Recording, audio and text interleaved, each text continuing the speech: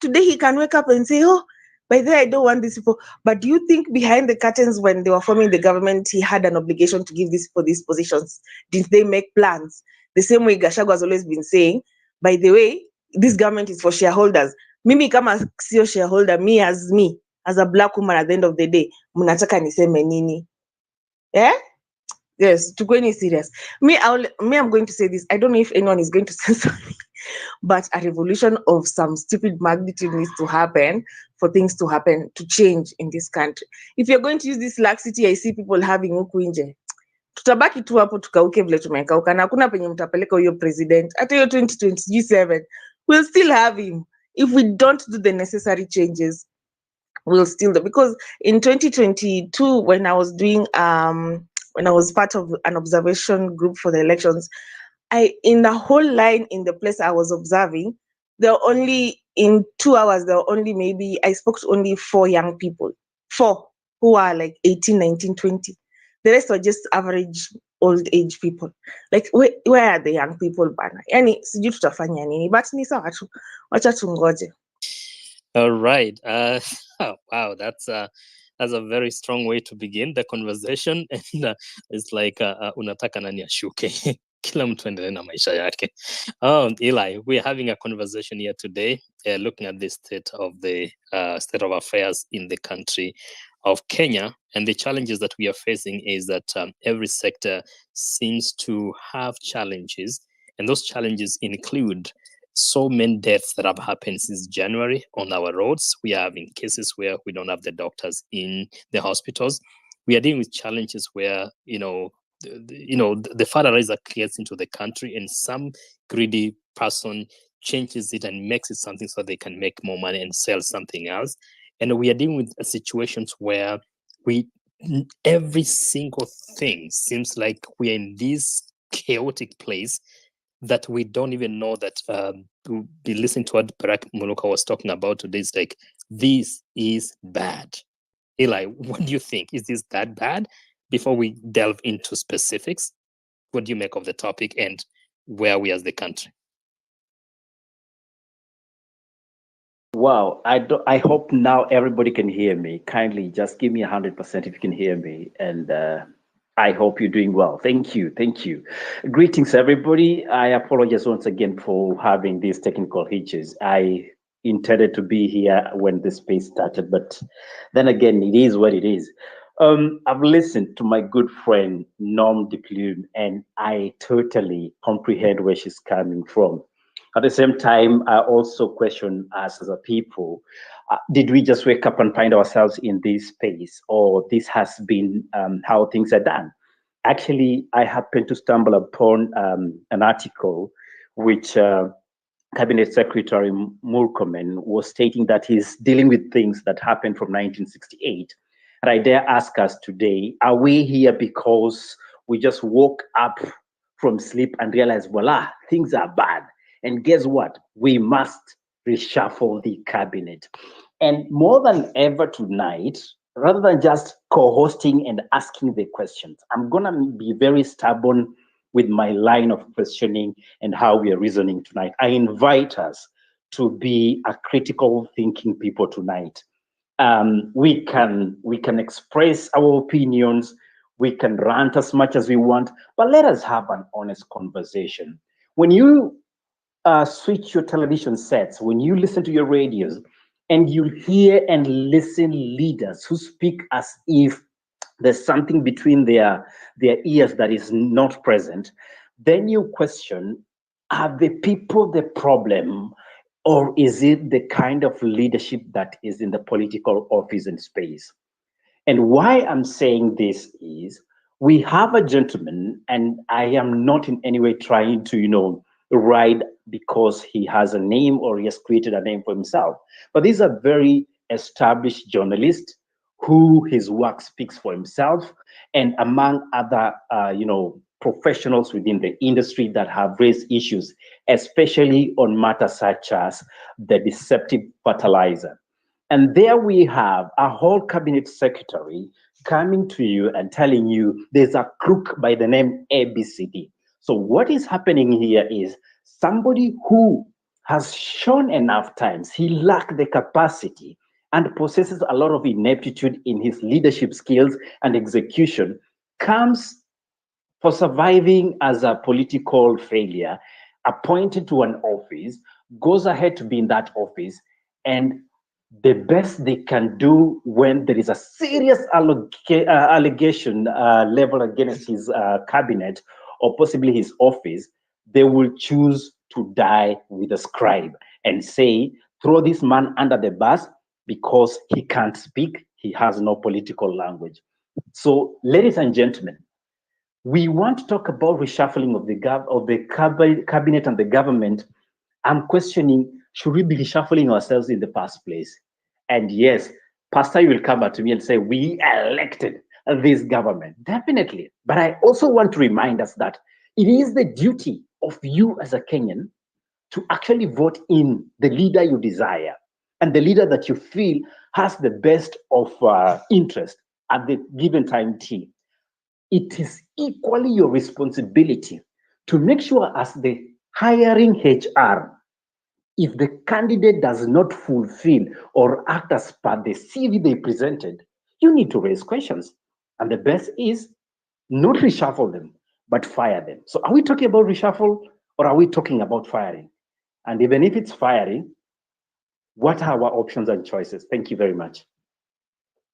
That is the question we have, Obeds, tonight. Reshuffle them to where? Before and as Stella comes in, the question that we have, even as we try to delve into this topic, Eli has brought up a lot of questions. Should we reshuffle ourselves? Because what is happening here, it's no longer a conversation. That's where Norm said, forget about this discussion because nothing is going to change because we keep talking and every single day and then there's no action, or nobody's listening. And if they're listening, they know there's nothing we can do. Even if we keep talking, we will get tired one day and just go back to this. Is this a situation of hopelessness that it doesn't matter if Mudavadi comes and says that indeed there is a problem with the father rise and everything, and another person comes to tell us that, oh, this is a lie?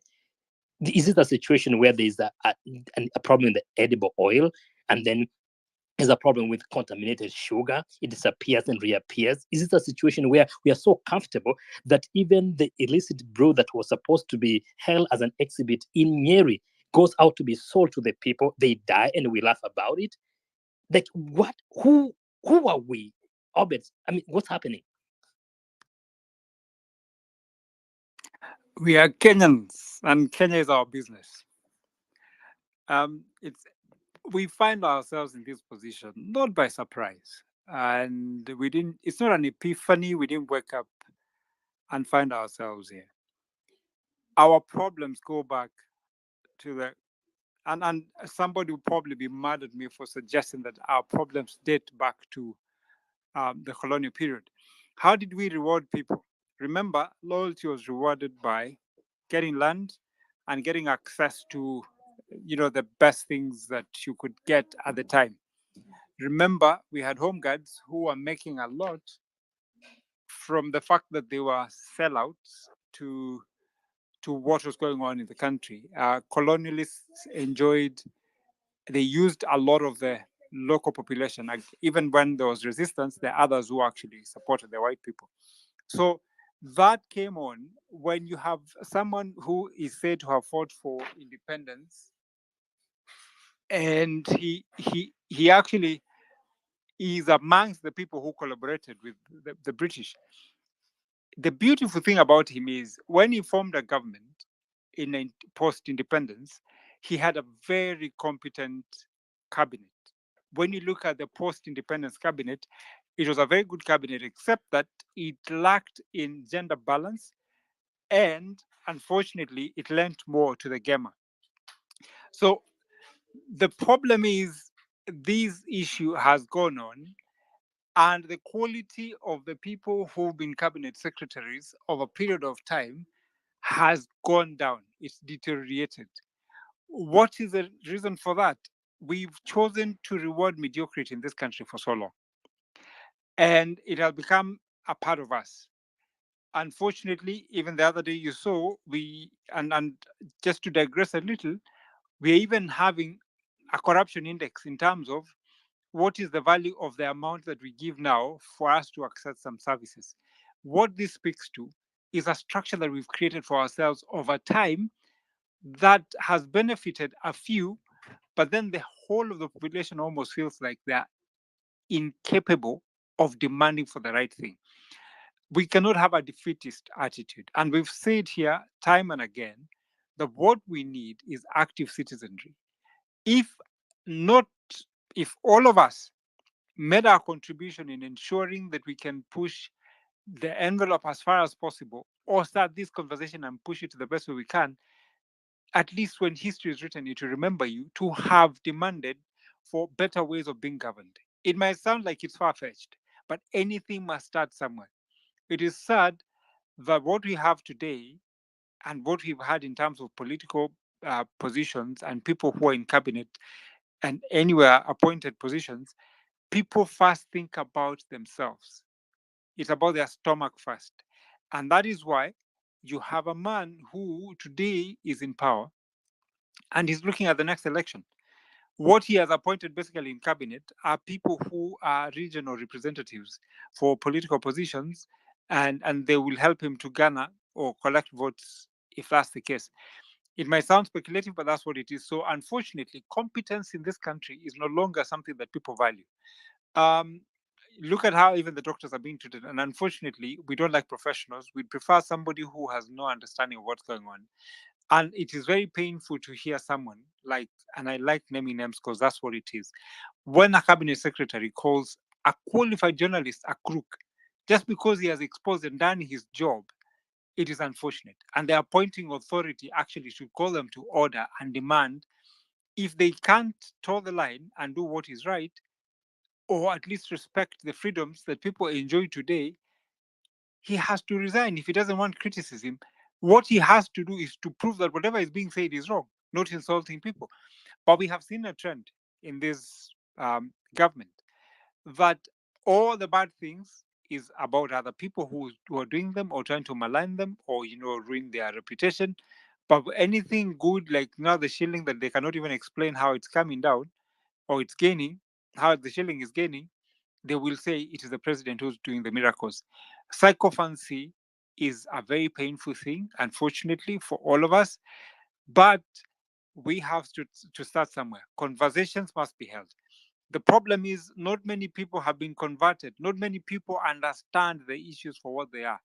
And the more we speak, I think the more we bring many to the table, and that conversation grows. And hopefully, we'll get to a point where we can cross the Rubicon, as they say, and probably be able to effect that change. It is possible. It takes a while. It might not happen probably in our lifetime, but it's evolving and eventually we'll get to that point. The question, Ustawi, you asked whether do we need to reshuffle, overhaul, or actually just even get rid of the cabinet. I saw somebody suggest that we probably need to try and have our cabinet secretaries not work and see if this country is not going to run. I think it will run.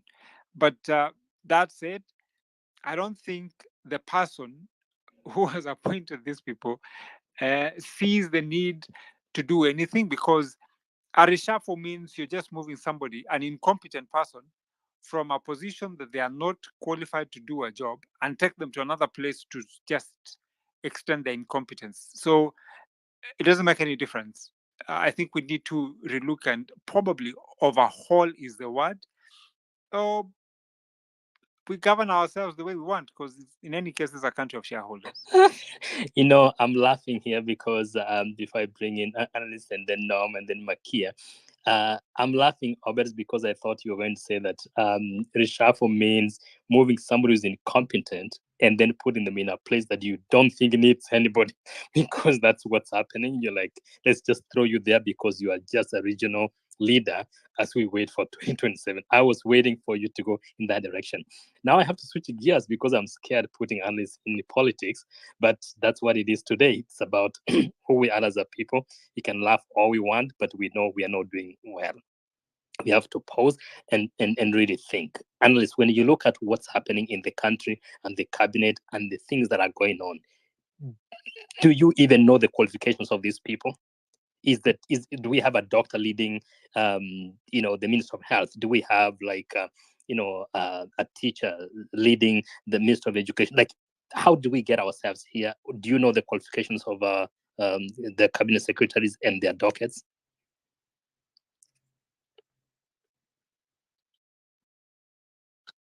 Thanks for your question, Ustawi.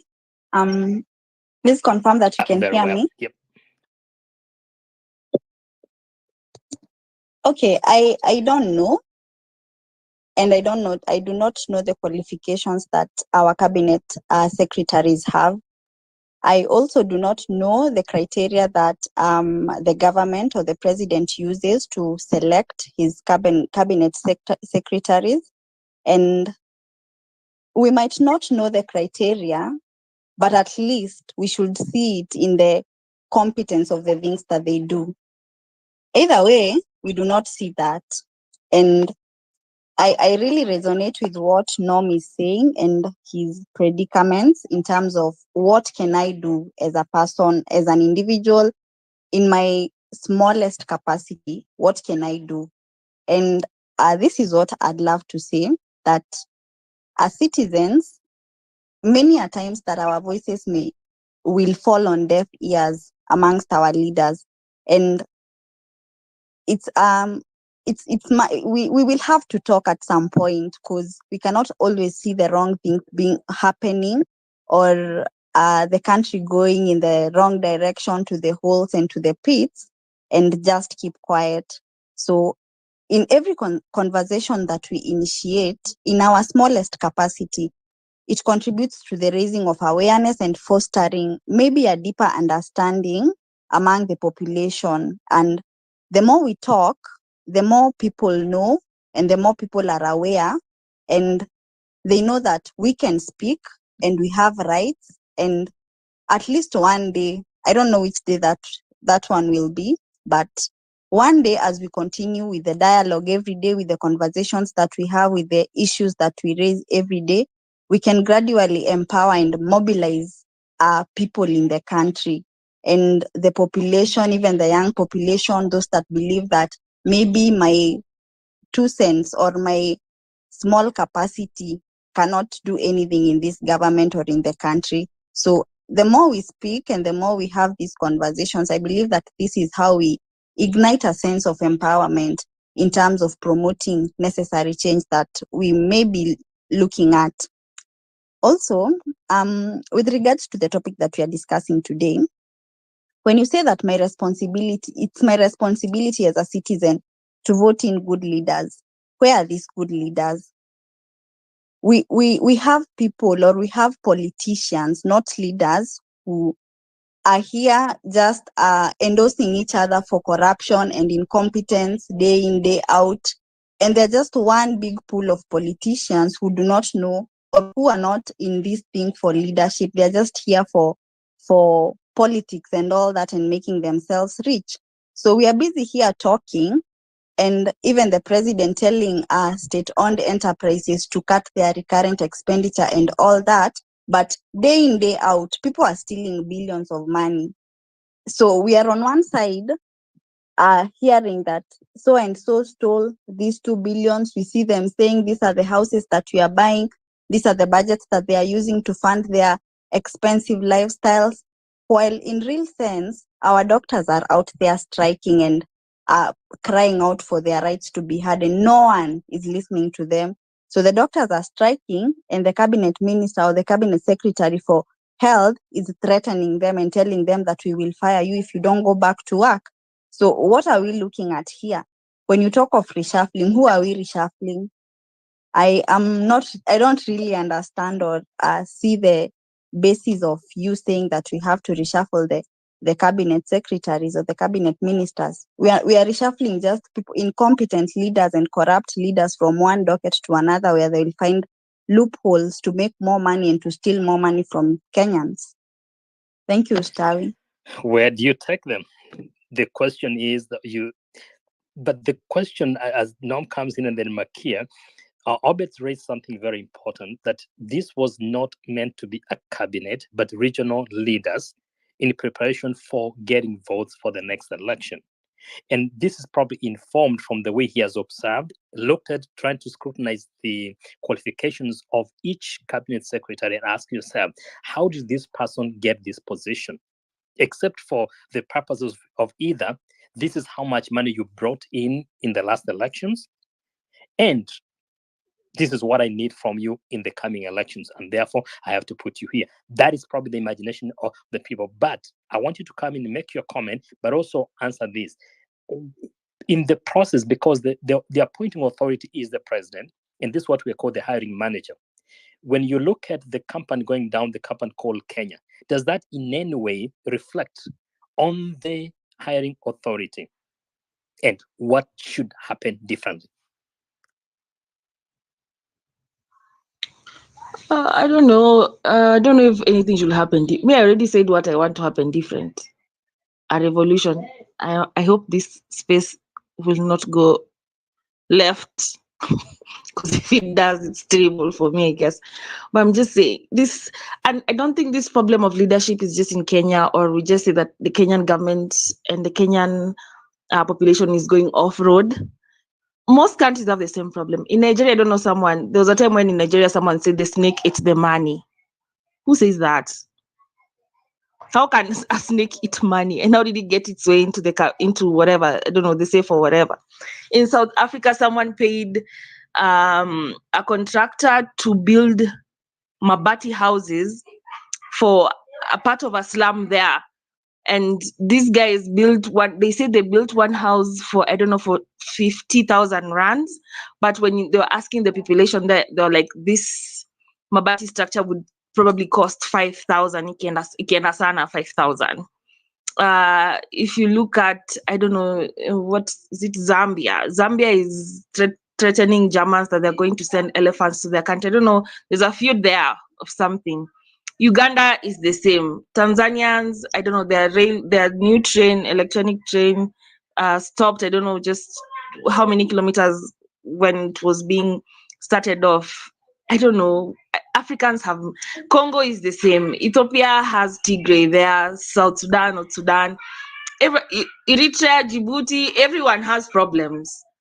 I don't know. Like I said last time, Eli, I don't know whether the problem is the structure of democracy itself. Because for me, I'm hoping that, I don't like using the word hope.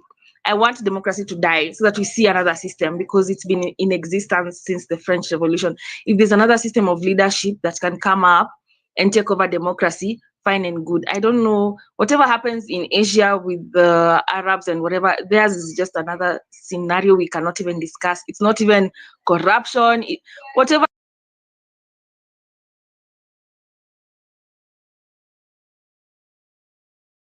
Someone needs to apologize for muting us. Go ahead, no. Sorry. Norm can hear us? Oops. Did we lose? Can you guys hear? No. Okay. Okay. So I guess at this point I'll bring in no. Is muted. Go ahead now. We can hear you now. Sorry about that. Must have been accidental. No. Okay. All right. So welcome to our conversation today as we speak on the Mizani ya Ustawi about what's happening in the nation of Kenya. There's a lot going. Whoever doesn't want me to speak, so you just come to my DM and fight me. I'll just fight you back with kindness, bana. Whoever you want, just come. Kuja vile uko. And I've been muted twice. So when he was asking me, I just saw myself on mute. Anyway, it's fine. I'm just saying, whatever problems the world has with whatever system of leadership that exists, it's unfair to all of us. Let me say that for one, because I don't think today you can go and tell the president to, you see what he's done to their spouses. They all have CG offices. With what money? We are collecting more money, and just, I don't know, today, was it the president of Ghana said that he thinks Kenya is going in the right direction because we are paying enough taxes, and then we have social housing, all those things he said during the meeting when the president was there. So I don't know what you people think. Do you think this talking will, the people who are supposed to talk are not in this space? The people who will make the change are in this space, but are they? There's always a phrase someone said, are you willing and able to take the step?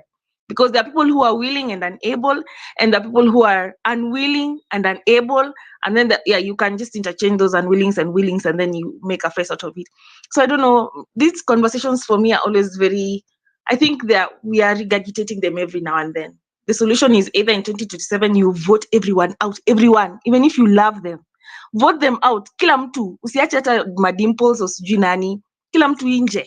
We start from zero from there. We see if they're gonna be a change, because every time you give these people chances and then they come back and bite your ass. 2027, me hata sasa ndo na acha sasa ni relax hapo. I'm waiting for 2027. I'm not voting the same way I voted this last election. See vote ya watu. And then the next move is supporting the young people who want to understand what elections is, because I do that in my house, by the way. In my small circles, I have these conversations, even with strangers sometimes, like, what do you think? Do you think in 2027, if we decide to vote everyone out, we will manage? But again, think about this, the system itself for the election process. Is it 100% credible? Like, the problems are many. Even if we started tackling them now, it means tutamaliza. Na hata tukisema mi na wewe tuanze, mi na wewe tunaanzia wapi? You get? So the problems are many. Tackling them, I don't know. Me sijachoka. Me, I'm doing the work and whatever capacity I can. But now, if I am alone, okay, we are many, but it's not enough. We need everyone on board. I think that's how the change will come. And then we start from now preparing, and then 2027, vote everyone out. We'll see if a new fresh of faces will make better decisions for us. And if you're asking about credibility, Moses Kuri has gone to school, I think. The Minister for Health has gone to school. She has her credentials all up there. I don't know if she went for an online school or whatever. We are questioning what we can't question anymore. The Minister of Education, G, he went to school, I believe. He's old, he must have gone to school. But look at the decisions they're making about the education system for our kids. Actually, it's terrible. Me, if I told you today, anyone who's got a child in high school knows, first term, most of the Form 1s did not get their exercise books because the government did not give money. So parents had to pay off pocket. Like, what's the problem? There are no solutions for now. For me, the solution is start preparing for 2027, change the tide then. Hopefully we start from somewhere, because we just can't stay stagnant. Plume, I listen to you, and I kind of want to understand where you're coming from and where you are headed. But I dare not want to speak about 2027. Because if we start that conversation, I'm going to boil and I'll lose my sense tonight. Because... So you need to boil. No, actually, you need to boil. Hear me out. Hear me out. I have no problem with you. Now boil. I do not have a problem with you as an individual. Boy, I'll cool you down. Great. Hear me out. I am looking at 2027, which all of us think it's our year of resurrection. Probably we'll come back and life will change. But do you understand and realize this has been the pattern throughout? If you look at the elections just before Kibaki became president, everybody wanted Moi out so bad that we even went ahead to compose songs and sing along to songs that looked like the ones we sing at church and said, yote yawezekana bila Moi. And by the way, yote yaliwezekana. But few months later, into the second and the first term of presidency, the same crop of leaders finally realized, they had been conned out. It wasn't about the election and the people, even though President or the late President Mwai Kibaki has been praised for the changes that he brought, especially in the education sector. This is the time we saw free primary education coming into life. This is the very first time even people who felt like they were disenfranchised in terms of access to basic education felt like they were considered in the Kibaki administration. Guess what? That did not last for too long. There was another group of people who felt like the politics did not fare them. And then we had the banana and the orange thing happening. And all of a sudden, we had a movement that thought then it will give us a different life. And the only way to resolve the issue we had faced in the past was to come up with a document we'll call a constitution. So we went up with the referendum and finally landed a document that we call the Kenya Constitution 2010. I remember during the inauguration because I was live at that, what do you call it, Uhuru Park. And we were very happy to have a document being signed. And this document promised Kenyans a better life. But what is the history of that document? It had everything to do with post-election, quote unquote, violence. This violence did not just happen. It's because some specific politicians felt like every time the national cake was being shared, and because they were quote unquote losers, they never got to enjoy the spoils. And guess what? We ended up with a document that each and everyone in this house tonight is quoting, the Kenyan Constitution 2010. We speak about it, we defend everything with it, we even say, but the Constitution is very clear. I've heard Pipi in his spaces talking about that. And the law is very clear. Ladies and gentlemen, the truth of the matter is, a few months ago, we had a conversation about the National Dialogue and something committee. And what did the NADCO come out with? With a special document that will make sure that everything that happens after election does not get to happen. Same story. The script looks almost the same. And guess what? The directors are the very people. So when you tell me 2027 gives us another opportunity to vote in the right people, I'm looking behind and I'm wondering, who is the wrong person? Then again, we are asking, should we reshuffle the cabinet? May the jury decide this case. Thank you. Welcome to the conversation tonight, and thank you for that. Norm, you need to cool these guys down. I think today it's like it's fire. But anyways, I appreciate all of you for creating time to join us in this conversation. The reason as why we have this today is because there's a lot going on in the country. Real people, real lives are being lost in our roads and in every single place, in the hospitals. And friends, we are talking about a situation where we are having farmers being given fertilizers that cannot even grow anything. And then we celebrate. We say it's about either a miracle happened. But here we are as a people. Is this an issue that just started today, as even Eli is highlighting? Or is this something who we are as a people as we speak? But I want to invite and I want to appreciate Eve being here, Idris being here, Dion being here, Sarun, thank you very much. I'm going to bring in Maki at this point, and then we go to the speakers that came in earlier. We go back to Obed's co-hosting as we get now into the debate on what should we do with the cabinet, because we have to propose some solutions. I'm glad to see my friend Pipi. Karibu sana. Makia, and then go ahead. Sorry, Ustawi. I seen Eve's hand is up. Probably she had a point to Sure. make before Makia speaks. Perfect. Yep. Eve. Thank You have to Thank you. buy that guy something. Definitely. Thank you very much, Ustawi. Thank you, Obed, for the flow. It's actually very interesting to listen to points, being made across the board, regarding the dissatisfaction we have as a country when it comes to governance and when it comes to our leaders, which is actually a very good starting point. And just before I go to make my point, I kept hearing our dear friend Plume, I think, yeah, that's how you pronounce your name. And she kept saying that, this and this is happening, and she doesn't know. She doesn't know. And I just kept hearing, she doesn't know, she doesn't know, And I think, Plume, you are asking, where do we begin? I think for everybody, where you begin is actually to know. You need to know what we require in terms of good governance. Leadership is all about good governance for it to deliver results. So it doesn't even matter who is in office. It doesn't matter, really. If the systems and the institutions placed in, they're well placed and they actually uphold accountability and delivery, then the system should work, because here we are talking about the cabinet, whether we reshuffle or we overhaul.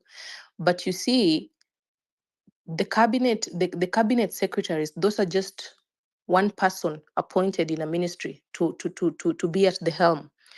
And from time to time, we've seen those are political appointees. But that's not the only person in that ministry or in that cabinet. You know, we do have permanent secretaries. We do have employees in those ministries.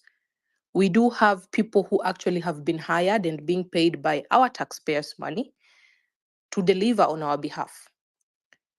So if a ministry is not delivering, it cannot be placed on one person. It means the entire structure inside that ministry has been compromised. For instance, I remember, and Eli has come in strongly, bringing in the history of how cabinets have been formed before. And I remember during Kibaki's time, we never even, rarely you would see, you know, substantive discussions that happen within a ministry. Rarely you would see the minister coming on TV and telling us nonsense. You know, during that time, I remember very well what we used to have. We used to have the permanent secretaries. I think they were called the permanent secretaries, the technocrats, you know, the ones with the technical expertise. For instance, for the Ministry of Health, it was definitely the permanent secretary would be a doctor. You know, it was very automatic. So it really didn't matter who the minister was. But if the permanent secretary has been given leeway to perform his job and to deliver on behalf of the ministry, that's where what we used to see. Nowadays, what we see is everybody, the politicians, the cabinet secretaries who've been appointed, they want to rush onto the television and say something to look as though they're doing their job, even when all they're spewing is incompetency, and embarrassing everybody. So I think where we are actually doing it right, because when we hold spaces like this and we are speaking, this is the first point. The first point is actually to speak out amongst ourselves and acknowledge that there is a problem. So we cannot say we have a small capacity. Actually, we have the biggest capacity, we as the people, because when more of us speak like this, then definitely it reaches somewhere. It might not be seen as somebody's listening, but I can assure you, in these spaces, even here on X, people come in and listen anonymously. Government officials, friends of cabinet secretaries, these leaders themselves, they listen and they know. So we do have capacity. We cannot keep on saying, me, I am a small person, what can I do? We are already doing it just by speaking out. We're already doing it. And that's where it starts. Change does not start in a big way, like boom, something is happening, like a revolution and blah, blah, blah. Look at what is happening in Senegal. It starts small, it builds up from a family level, from a friends group, from a community, from a town hall meeting. It goes all the way, because what these leaders understand, they know that, for instance, in Kenya, when it comes to 2027, they will have to come back to us to ask for those votes. Why do they come back to us? Because that's where the power lies. So we cannot say we have a small capacity. No. We do have a very big capacity, actually. And when one person speaks, it might just be one voice. But when you influence 100 people to speak and say the same thing, and then it's 1,000 people, and then it is Nairobi that is saying, Nairobi high work, because there's garbage everywhere, there's incompetence everywhere. People start listening. That's when you see Governor Sakaja scrambling, going to look for projects to show actually that something is happening, because people are talking.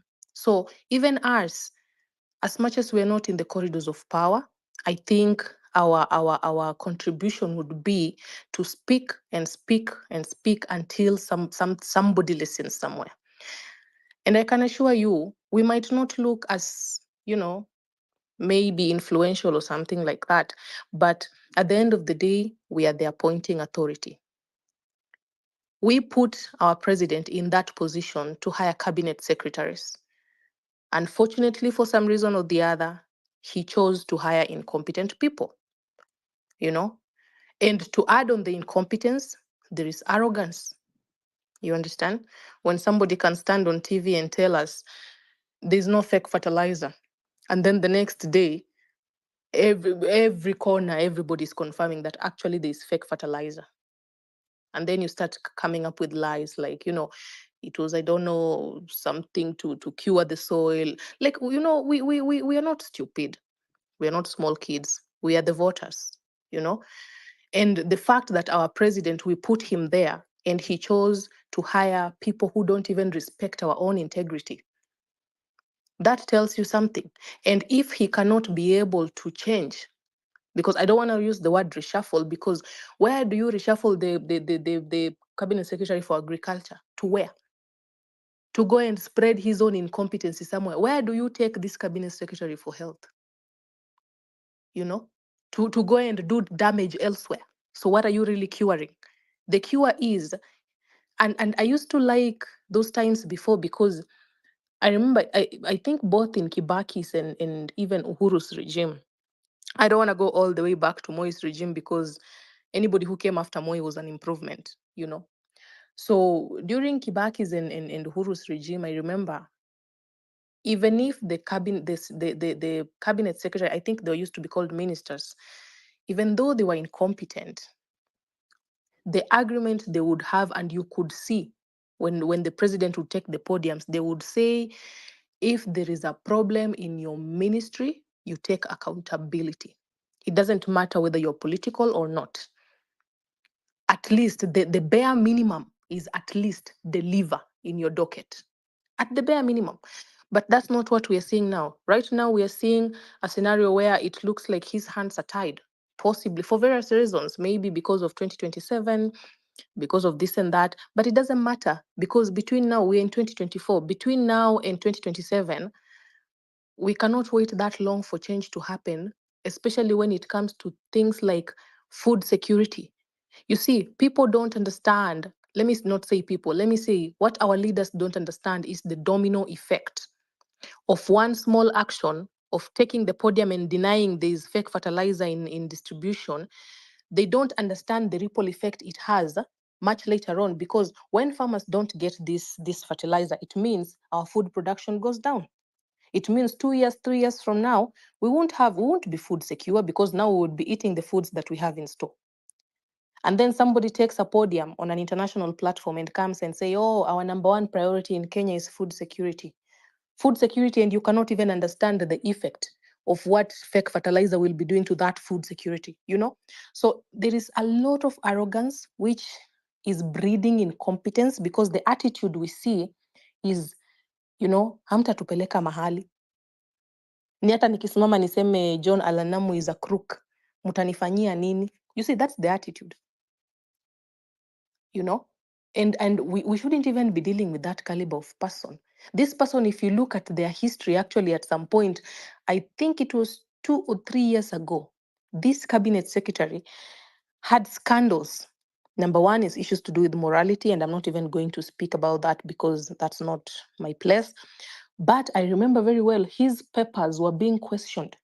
He had some papers that I think he went to school in University of Nairobi, and somebody was actually University of Nairobi denied that this person ever stepped into that institution for the degree, and it was cancelled. This is the same person we're having now as the cabinet secretary, standing telling us this, bullshitting the whole country. But we have a short, memory span. We can't remember actually. He was never even qualified to hold any office in the first place. So, what do we expect? What do we really expect when we forget what people do? Johnson Sakaja, our governor in Nairobi, his papers were also called into question. You see, then maybe we couldn't see the effect or why people were agitated, but now we can see. Because at the end of the day, it matters to go to school and gain knowledge and skill to be able actually to govern a community of people, whether it's politically or whether you've been appointed or, it matters. Because When you have gone to school, you can reason, you can listen, you can even acknowledge that I'm not an expert in this area, and you can bring in somebody who's an expert to do the job. So for us, let us not imagine that we don't have capacity. We do.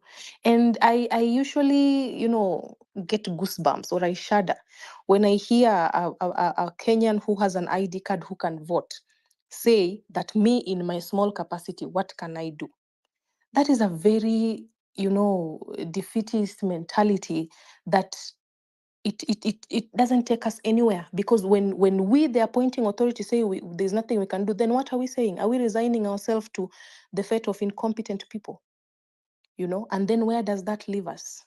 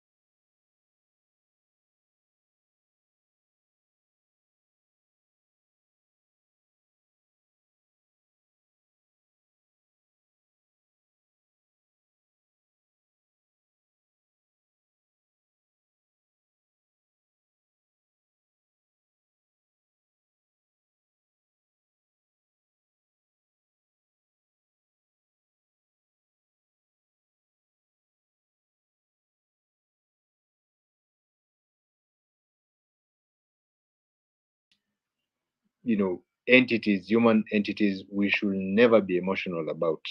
So unapata mtu anajua for sure hata it's recorded and you were there, ulisikia, ukaona kwa TV, kwa radio, maybe hata huyo mtu mwenyewe kaa ni Uhuru ama Ruto ulimuona, these guys were implicated for killing people, for murdering people in 2007 2008 post elections violence, mpaka wakapelekwa Hague. Tuliona kina nani wakirukaruka huko, kina Sonko. It's still vivid in our minds, but kuna kashetani tu kanakaa on the left side of your bega na nakwambia no, this person is mwah.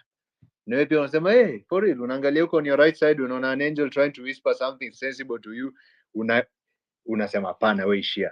Like seriously, what do you expect as a country bana? Ni wezi. They once ye ni mwizi. Because this is the one thing that I believe, and this is why people really need to just take a little bit of psychology or neuroscience so that you understand how our brains work.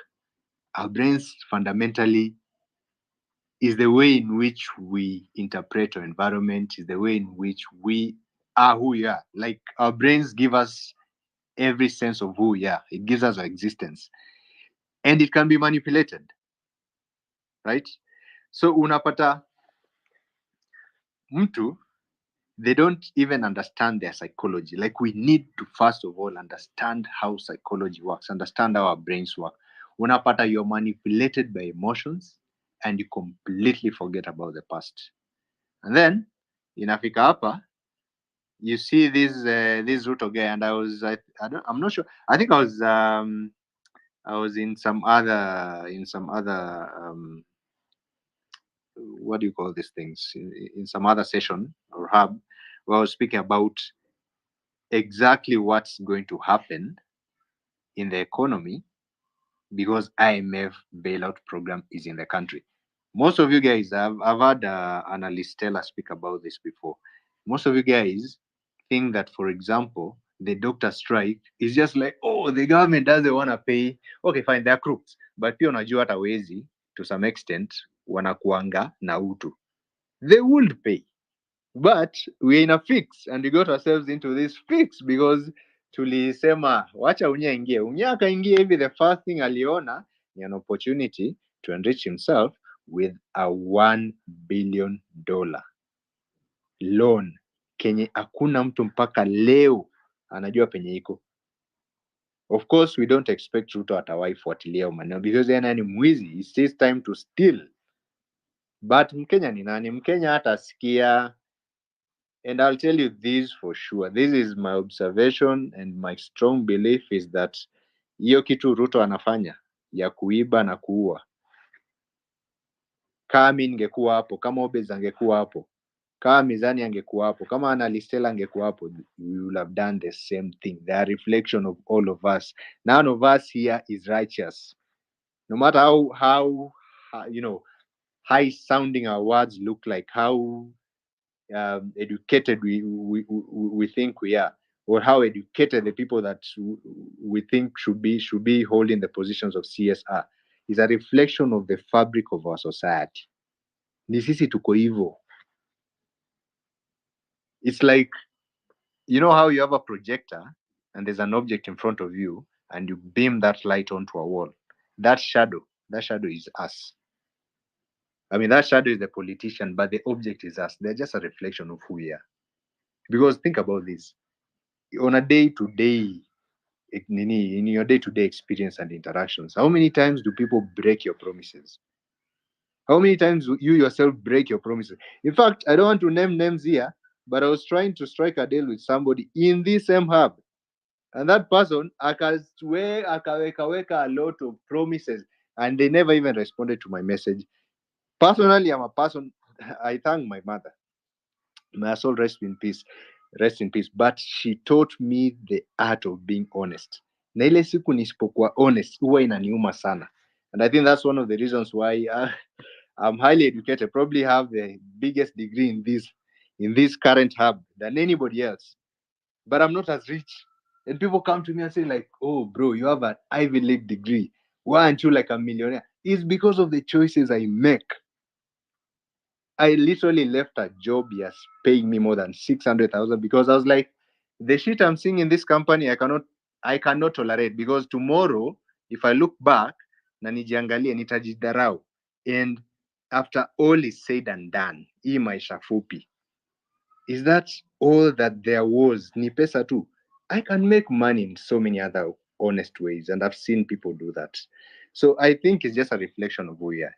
The choices we make of leaders are a reflection. And listen, whether we reshuffle, tutoe huyu tuweke huku, ni kama tu unatoa tu one cockroach from one cabinet, put it in another, nothing will happen. Hata overhaul, you overhaul na you have not necessarily dealt with the issue, which is the fabric, the substrate that holds all of us in society. Haija change. Our social contract is so messed up. I'm a big believer of the social contract theory. It's so messed up. We are like in this moral morass. Yani ni kama, hey, yani I have such bad words to use. We are in a cesspool. Kenya is a cesspool. Ni kama pipa, ni kama, and you can even physically see it. Peter, Nairobi, you know, like when you stay around here, you think like, hey, Nairobi, Mazi, are so developed. Compare ourselves with Uganda, you're like, hey, Mazi, we're so ahead. Of course, Uganda looks like a village. I've been there a couple of times. But is that, like, after 60 years, is that the pride that we have of us as a nation? When these people talk to you about, oh, we are looking at Malaysia and comparing ourselves, you're looking at South Korea, it's true. Around 1963, the difference of per capita income between Kenya and South Korea, I've done lots of research about South Korea, the Korean miracle. It was literally just $10 around 1963 when you're getting independence. Those facts are true. Si ati watu wanaongelea. But the thing that people don't talk about is what Korea had to do to get to where they are. It didn't take them 60 years, by the way. That's why I think even 60 years is a long hell of a time. It's literally the life expectancy of any of us here. Our life expectancy in Kenya is 57, 60 years. It means that utavumilia living for all that time and you'll never see the change that you're yearning for. Alafu unakuja unasema ati, you know, we are just a fledgling democracy, we are still so young, we didn't get independence yesterday. South Korea took only 2 decades to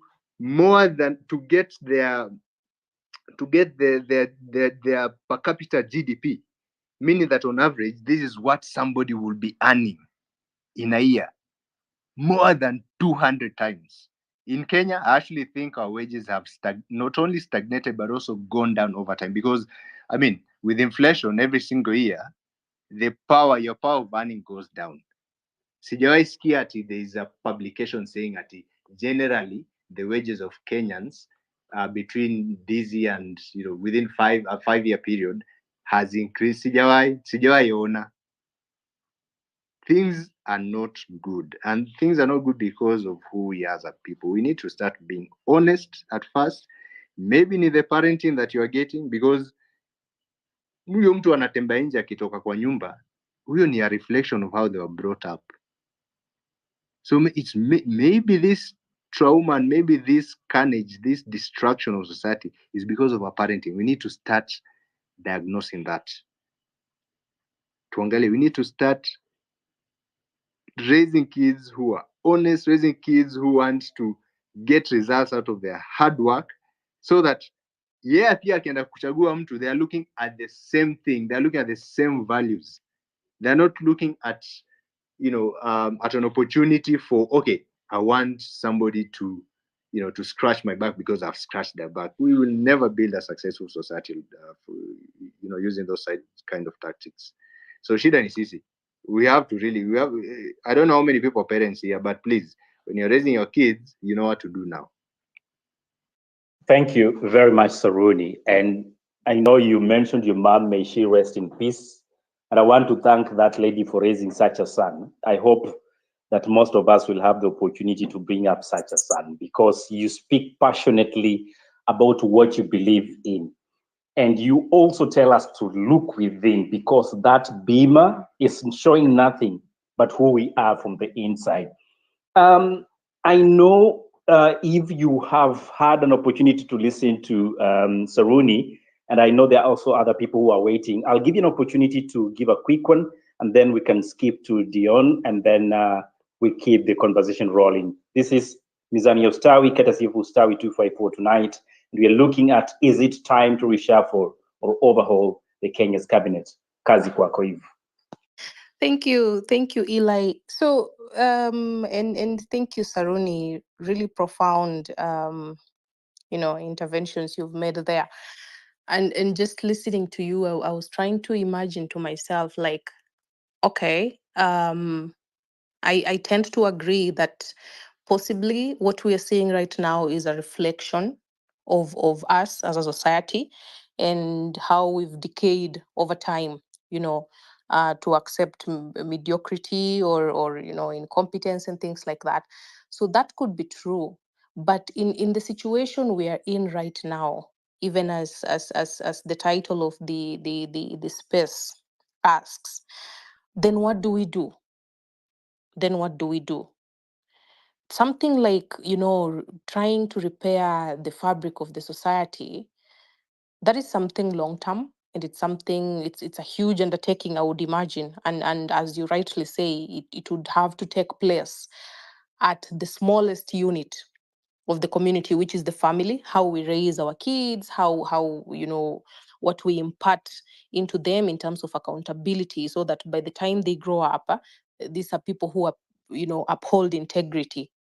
And that's how eventually, that's how you root out corruption, you root out incompetence and things like that. But for now, where we are, what do we do with what we are seeing? What would you propose?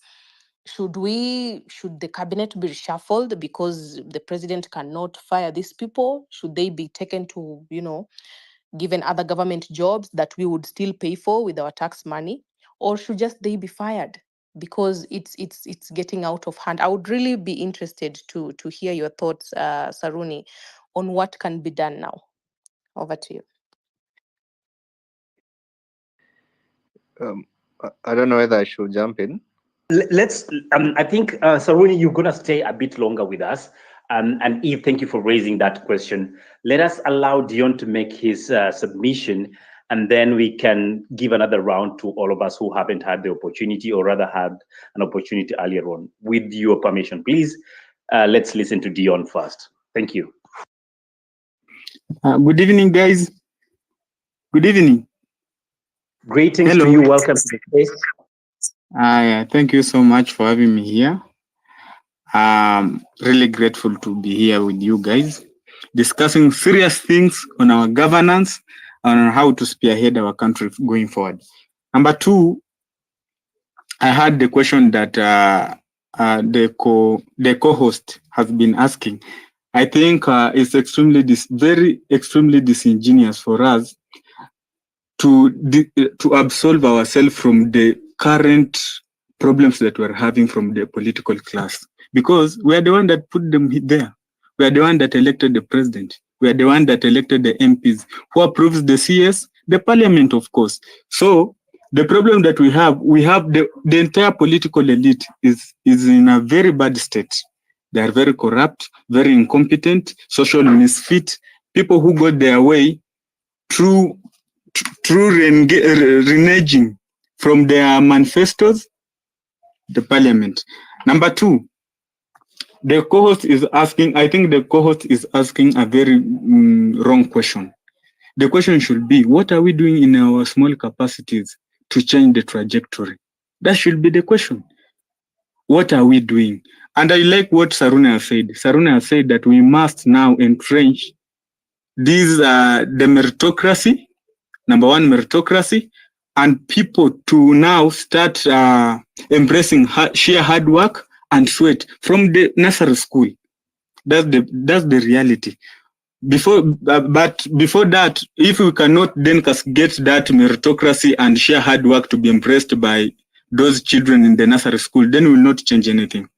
The question that I have, number three, another question. How many of us here know about the county government and are holding to account the governors, the MCAs, the MPs, and the senators to an account, because we are all concentrated on the helm of the leadership, forgetting that we have the rotten bottom. If we have a bad MCA, a bad MP, a bad senator, a bad governor, then you have a bad country. So unless we change the MCAs, the governors, the MPs, we should not concentrate mostly on the president. We have counties every at least around 100% of the services were it came through devolution. So all those services were entrenched into counties. So unless we hold those governors, the senators, we must now be asking ourselves, what is the counties doing to make sure that Kenyans also feel that they're in a country where they vote and they pay taxes? Another question, we have reduced this. We have reduced discussion to be about 5 electioneering period. After every 5 electioneering period, after every 5 years of electioneering period, we are here saying we must change. We want to vote these MPs, senators, MCAs out. Nobody is talking about Vision 2030. Nobody is talking about 20 years to come. Nobody is talking about 50 years to come. We must change the discussion. If indeed we want revolution, then we must now start planning ourselves. 40 years to come, what do we want to see? What do we expect? We must change the conversation, because 5 years to come, I'm telling you, 2027, the same people will go back to their tribal cocoons and vote according to the whims of their tribal leaders. Another question, youths here are very conversant with the governance and leadership structure of this country. How many people are willing to participate in the governance structure of this country? In fact, it was stated with the statistics that came last year. It was stated that the youth demographic, it experienced voters' apathy. Many of the youth didn't wake up to go and vote. That's my submission. Dion, and I don't want you to answer this, but maybe someone else can respond. That's a very good submission, and I want to assume that actually most people here are informed of the governance structure in Kenya. However, this discussion today is informed by real problems that are affecting real people right now. People are dying in our roads. Doctors are out on a strike. They're not in the hospitals. Farmers who need fertilizer to plant, they're being sold something else.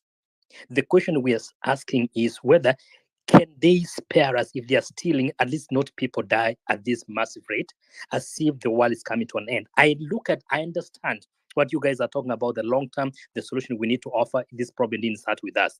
But right now, it's like an apocalypse going on in the country as we speak. And my fear is, shouldn't at least something be done to stop that bleeding that is going on?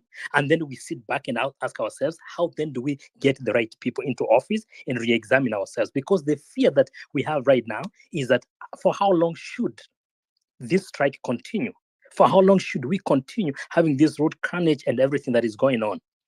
And my biggest challenge, friends, is that we are dealing with a situation where everybody has become numb to it and it's becoming politicized. And that is where I think I'm very confused about that. Right now, what must be done now to stop this? And then we get to the table and have a conversation. I said this, if you were driving somewhere, there is a storm coming and you are afraid you are going to crash. Shouldn't you pull over on the side of the road and ask yourself, where am I going? And what is likely to hit me? Orbits, as you guys continue bringing in more speakers. My problem is that right now, my own students cannot get visas. Nothing is going on in Nyayo House. I'm telling you. Before you tell me about, like, there is a solution that we need, there is absolutely no visa. Sorry, passports are not being issued. I'm telling you, the banditry and the killings that is making students not go to school. Can we address the current problem, Orbits? We are able to address the current problems. However, there's something that we all need to agree on. I do agree with Saruni on the fact that as we speak in Kenya, it's a moral cesspool. There's a big problem in terms of our value system. And the system of consideration, the system of, minding and being your brother's keeper and caring to understand why is it not possible, or why is this happening, or what is the problem. We have a leader, trust me, if there was goodwill and a desire, and sometimes I know we don't like using the word goodwill, but to whom much is given, much is expected. And we know too well that the head of government at any point wields a lot of power and influence. We have a man who honestly speaks eloquently about whatever it is he desires to do, but his actions are the complete opposite of what he's saying.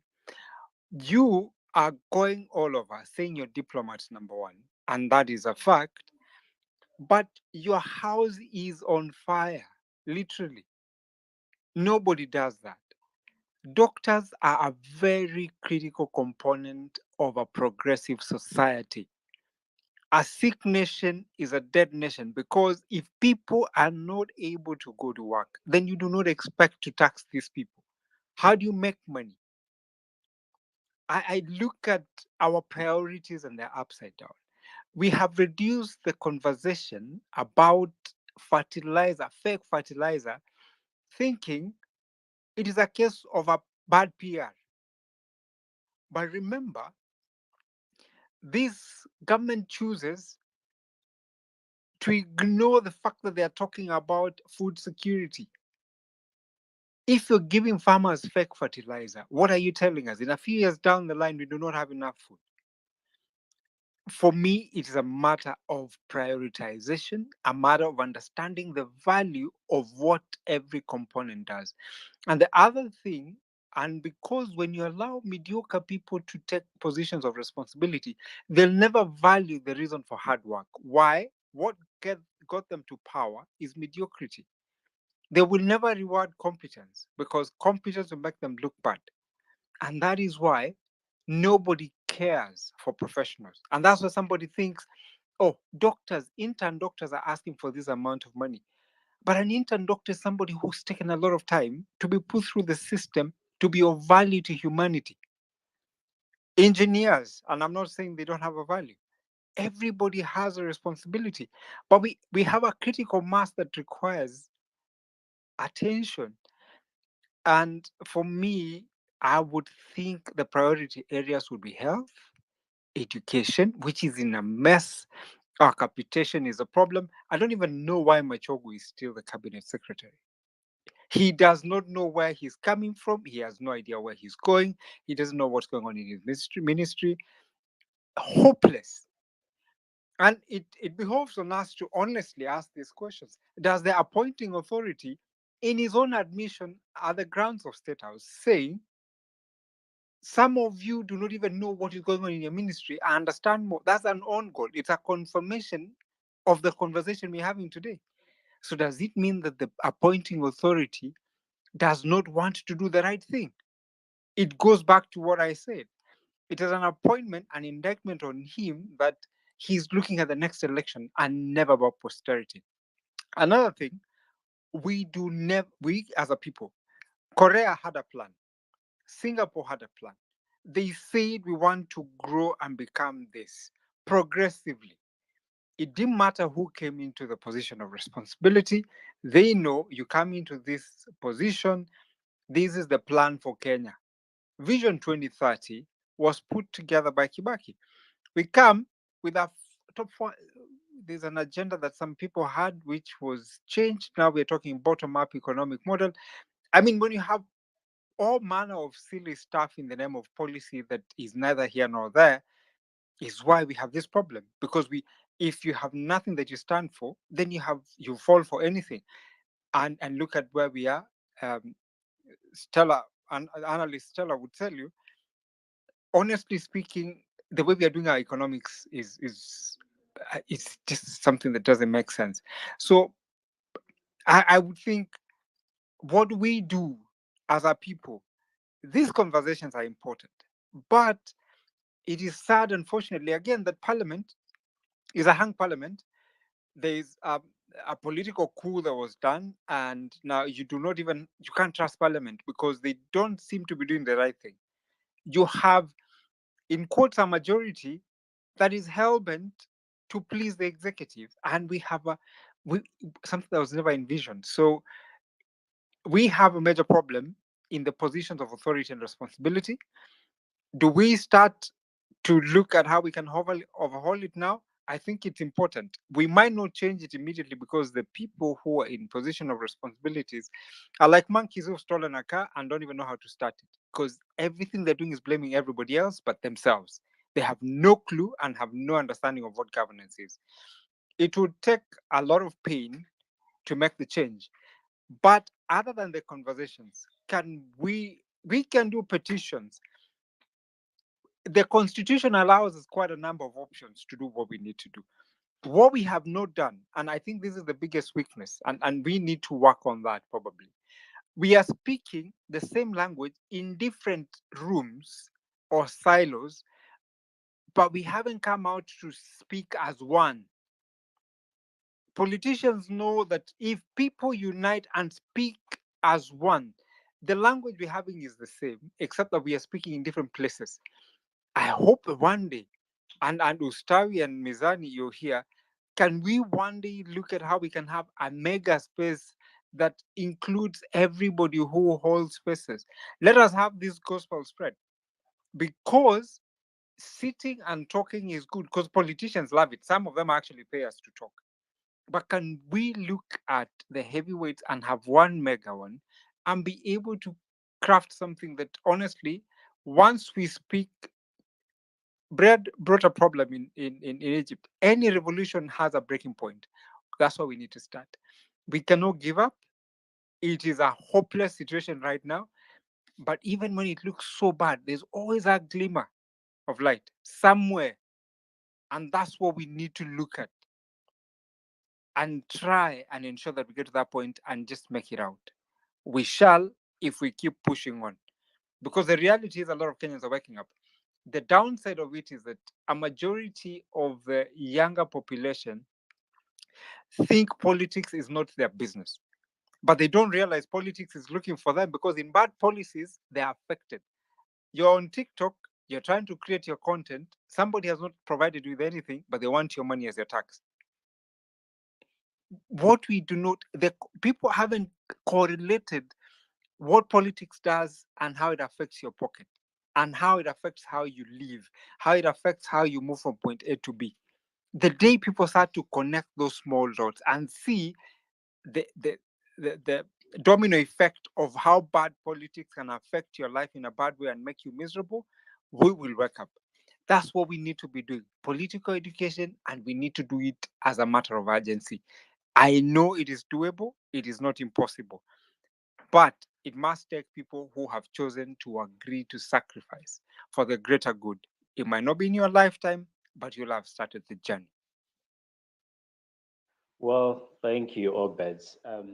Quite intriguing thoughts there, and I know we really want to have this conversation moving. I still see maybe 25 minutes plus on the count. We have Makia on standby. We equally have Saruni to have to answer the question raised by Eve, and Victor B tells me he's ready to go. This is what we're gonna do. We'll go to you, Makia, and we'll listen to a female voice here, Annalise Stella. You'll have a through pass, and then we'll have Victor and Eve in that order. Then we can start to quantify this conversation tonight.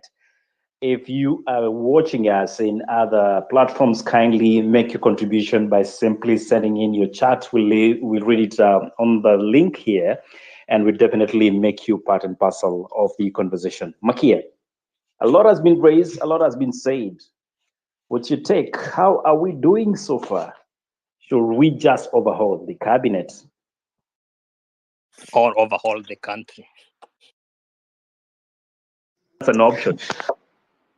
Yeah, sure. It's actually interesting the kind of thoughts we've had tonight, but I'd want to read Article 152 that says the president shall nominate and with approval of the National Assembly appoint cabinet secretaries. So that's the first problem.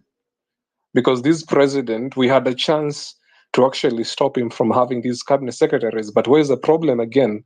members of parliament. And then it actually goes on by saying the second bit that a cabinet secretary shall not be a member of parliament. Each person appointed as a CS assumes office by swearing or affirming faithfulness to the people of Kenya and the Republic of Kenya and obedience to this constitution before the president and in accordance with the third schedule. And it goes on, and may resign by delivering a written statement of resignation to the president, because the last time I checked, the person who's done that is Martha Karua. The rest are still in office. I'm still awaiting more resignation. So again, the missing piece you always miss here is actually parliament. Now, the question has been asked, can a president reshuffle? So again, if you look at Article 152, Section 5, it says the president may reassign a cabinet secretary, that is a reshuffle, may dismiss a cabinet secretary, and shall dismiss a cabinet secretary if required to do so by a resolution adopted under the clauses 6 to 10. And the clause 6 says a member of the National Assembly, supported by at least 1/4 of all members of the Assembly, may propose a motion requiring the president to dismiss a cabinet secretary on the ground of a gross violation of a provision of this constitution or any other law, where there are serious reasons for believing that the cabinet secretary has committed a crime under national or international law, or for gross misconduct. It actually goes on. So let me not bore you with the details. So people have asked the question, how do we resolve this? The answer is parliament. And Martin Luther once said that I have a dream. And in Kenya, I'm so happy because we didn't have a dream. We actually had a proof that showed that there were some MPs who'd passed a finance bill. They went to their backyard. When the KRA guys came to collect that which belongs to Caesar, they actually arms in crying and saying, no, we need to revisit. Even the sons of Mau Mau, who had very hard stance, and was speaking shareholders' language, who themselves said, we know, we understand, we've agreed, and perhaps God has spoken to us, admitted, hapa kuna makosa kidogo, tutaenda tubadilishe. So you ask yourself. And this is the power of the people. These politicians are always in our backyards in the weekend. And without seeing those people, they have no shelf life. They have no confidence. So when people tell me that there's nothing we can do as a people, I very much tend to disbelieve that. I mean, if members of parliament were willing to change tune because they went back to their backyards and the guys promised them to actually face the blood come 2027, much as you say that's not an option, I agree. We should speak about what we can do right now. So it's possible. So if you're to look at this at a more strategic point, maybe some of you have watched House of Cards. There is a very good show and series that talks about how do guys get things done. The link here is actually parliament. Maybe we might not reach the executive, we might not reach all these people, but the parliamentarians are always in our weekends, in funerals, because the people are dying and they must have to come, not to pay respects per se. Let me not put much just into it, but to actually come and to confirm if they have a support base. Those are the people who should actually hold accountable, and those are the people who should actually push. If push gets to shove, those are the people to press. And once we press them, they've been status, been invited, as they're always invited, eat some ugali, as Obed calls it, and then actually get to see what happens from there. So at the end of the day, it's possible to actually go ahead and put these things into perspective. And Parliament is actually one of these in which would be able to do and achieve that. So how do we press Parliament to actually bring back their senses? Because at the end of the day, the CSs appear to Parliament. Parliament is a representation of the people.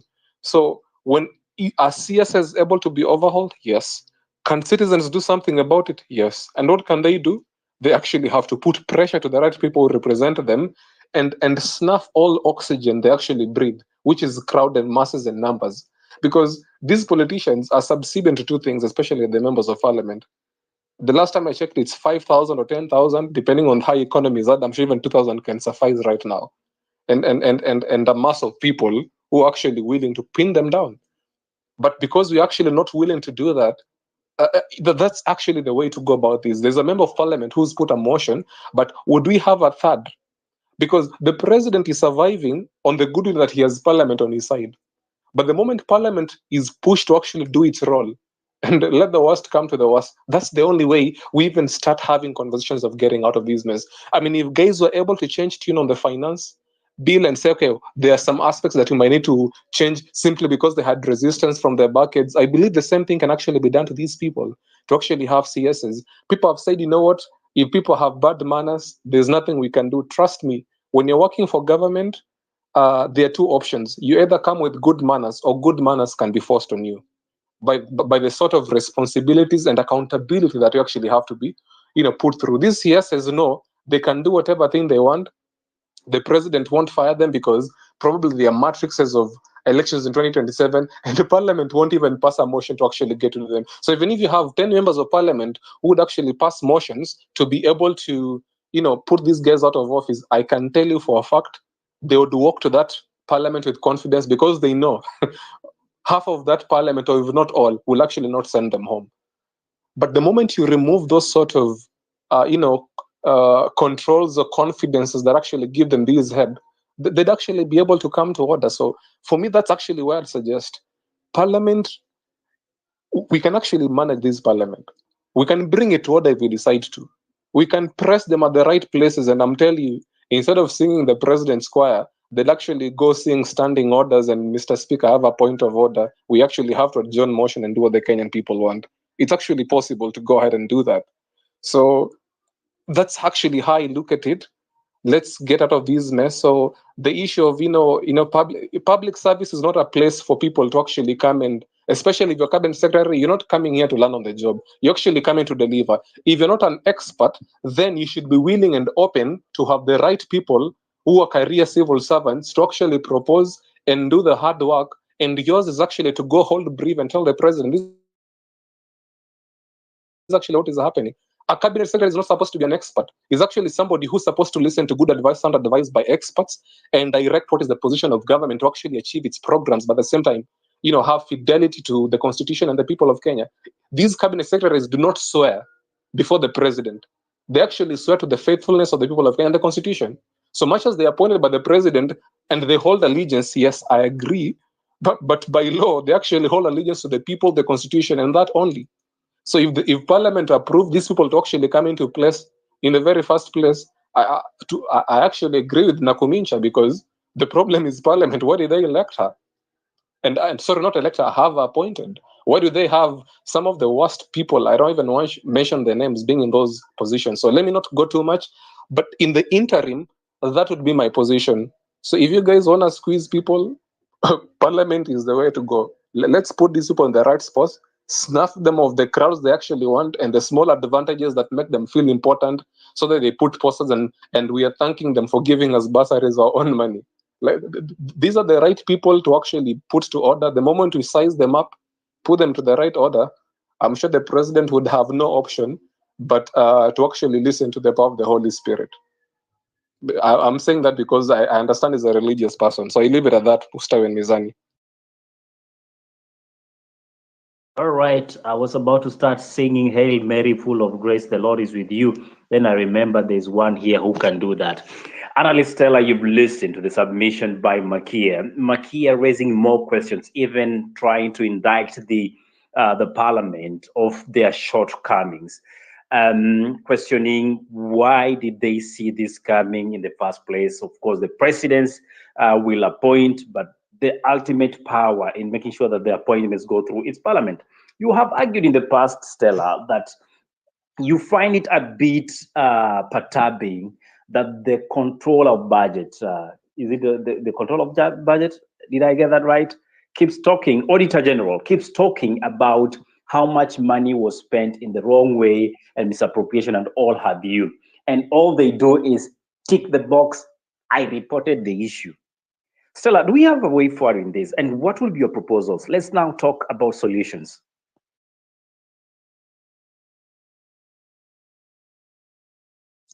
Thank you, Mizani. Yes, I have always raised that point on, we insist on transparency, and we have come a long way in terms of the country being able to see and hear things that are happening. For example, what the control of budget, the lady comes day in, day out, says, this is what is happening. Your government is your favorite government, is inflating salaries at managerial levels by 3 times, by this percentage, comes again and says, this money was used, didn't pass through me, I didn't give authority, it's unconstitutional, and so forth and so on. But where is the accountability? And who is asking for accountability? So mine is to say that we are here and these are the leaders that we have. Rather, this is the governing body that we have. And I will maintain my position that there's no particular politician that I feel will necessarily run this country the way we, the people of Kenya, want it to be run. Because number one, we have the richest people as our government. We have had the Uhurus, we have had the Mois, and now we have Ruto, whom we don't know how much, we don't know his sure net worth, but for sure, the guy is rich. The others come, and the one thing that they are looking at is amassing more wealth for themselves, making themselves rich, and having this standard of living that I don't know who can keep up with. So there's one thing I'm sure of, that when an economy is led by the richest, it breeds inequality and not at all in any way prosperity. And when wealth becomes the thing that dictates governance in a country, we are the people, us the people are the ones who pay the price, because the priority is not Kenyans, it's not being of service to Kenya, but protecting their wealth and even amassing more wealth for themselves. So they continue being rich at our expense. Using our taxpayer money, they pay themselves, they borrow money, we don't see where the money goes, we don't see any projects. Projects are stalling everywhere. Roads have potholes. Places like even an airport is have leaking or has leaking roofs. So we don't know where the money is going. We keep paying the debts. We don't know where the money is going. Number two, we talk of youth as the leaders of tomorrow. So we have young leaders in this government whom, in my opinion, and I 100% think that they are continuously letting us down day in, day out. They are very energetic and very able to drive fast change, but they come bringing and pulling stunts online day in, day out instead of acting. They are the members of parliament, they are the senators, they are the governors. They are the ones who have the capability and the tickets to go into parliament and change things, change the constitution, adjust things, adjust policies, but they come running to us online and on media telling us this and this happened, this is what we are demanding. But you have the way. You see the way of Omtata. You use the right channels, you go to the high court, you go where you through the Supreme Court, wherever you go, you use the constitution. And you can see the steps that Omtata makes. You can see the positive change that he brings. So these leaders of ours, they are young, they are the ones that we have entrusted our country to, and they're the ones who I believe are also letting us down. So in my opinion also, or in my view, I'm inclined to think that these people just jump into politics with no particular experience. So, for example, the minister of health or the cabinet secretary for health should be an experienced doctor who has worked in the health sector, knows the ins and the outs, and even the policies that would work or not work for that sector. This is someone who should know that A, B, C, and D are the implications for a country if doctors are not taken care of. The Minister of Trade should be someone who has been in business, someone who has been in the private sector, and even knows that if the shilling depreciates against the dollar or if the shilling appreciates against the dollar, these are the trickle-down effects. Someone who knows like how taxes affect businesses. If this tax is adjusted by 1% or by 2%, these are the effects. This is what we are going to see. This is someone who should know how imports and exports work, how import duty, how whatever and whatever works, and how these things will trickle down and affect trade. Then for things like Ministry of Finance, like the Treasury, the CBK, these are the ministers who should be with expertise in both public and corporate finance, the ones who know how taxation work and how elasticity of products or utilities affect revenue collections and so on and so on. So I can go on and on the list and on how us as Kenyans really think that this minister or these ministers or these leaders that we have should look like or should be like. But these are the current leaders that we have. As I've said, the young ones keep pulling media stands every day. We see kila siku there is an episode in Kenya. Like we are just on next mode. This has happened today. We've seen it has been reported on news. We move on tomorrow.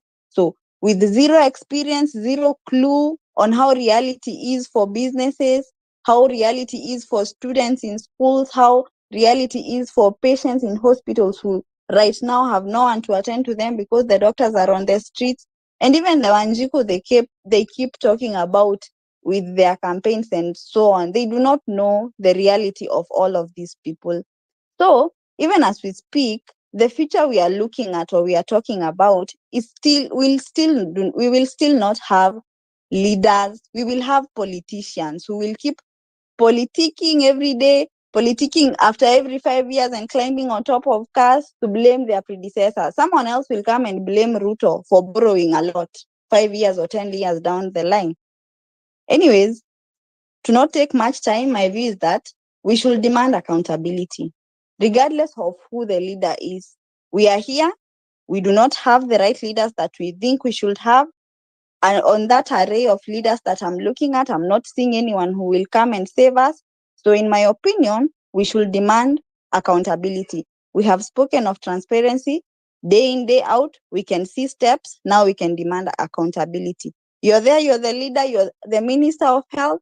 This is what we demand from you, not the bare minimum. You do your work. Whether we don't want to know what you did for you to be appointed, because at this point, it seems like we do not have that power, though I've heard most people say that we should not say we don't have the power. We have the power maybe, but for now, what I would say is we demand accountability, and they should deliver and deliver well and not make it look like they are doing us a favor and they are using our taxpayer money, like whatever Makia was talking about, someone giving us bursary using our money and they want us to worship them. So for me, the key thing is accountability and accountability only. Thank you, Mizani. All right. Stella talks about accountability. Yes, Pastor? Pastor, is your mic on? No, that wasn't mine. Sorry. All right, all right. Thank you. Stella is talking about accountability and demanding for that, because at the end of the day, we are not going to have stories at Jabba on this conversation and live like nothing happened, and we look like Kenya is one big YouTube channel. If it get boring, you go and they ask you, "Are you still watching?" Because episode 2 is coming. Let's keep and go to Victor. Victor, you've been here listening to this conversation. I would not want to really go to the start of it because we are almost coming to the tail end. And as you make your submission, we are looking at way forward, the solutions that we are proposing. What has not worked, we have looked at it. But probably as a researcher, I will ask you to come in and help us. What do you think needs to be done to move forward? We have talked about an incompetent cabinet. We have talked about a government that looks almost clueless, and it is on a borrowing spree. And what the money is doing, most of us cannot point a finger to. Victor, what's your take? And welcome to the talk. Thanks, Mustafi, for the this opportunity. So, one thing I have to say, us as Kenyans, you know, we have the power of our votes. We should be able to use our votes deliberately, you know, to dictate what services we want and what we aspire for our country. So, for example, currently we see the various failings that takes place in the government, and is squarely on incompetence of the ministers and politicians that we select.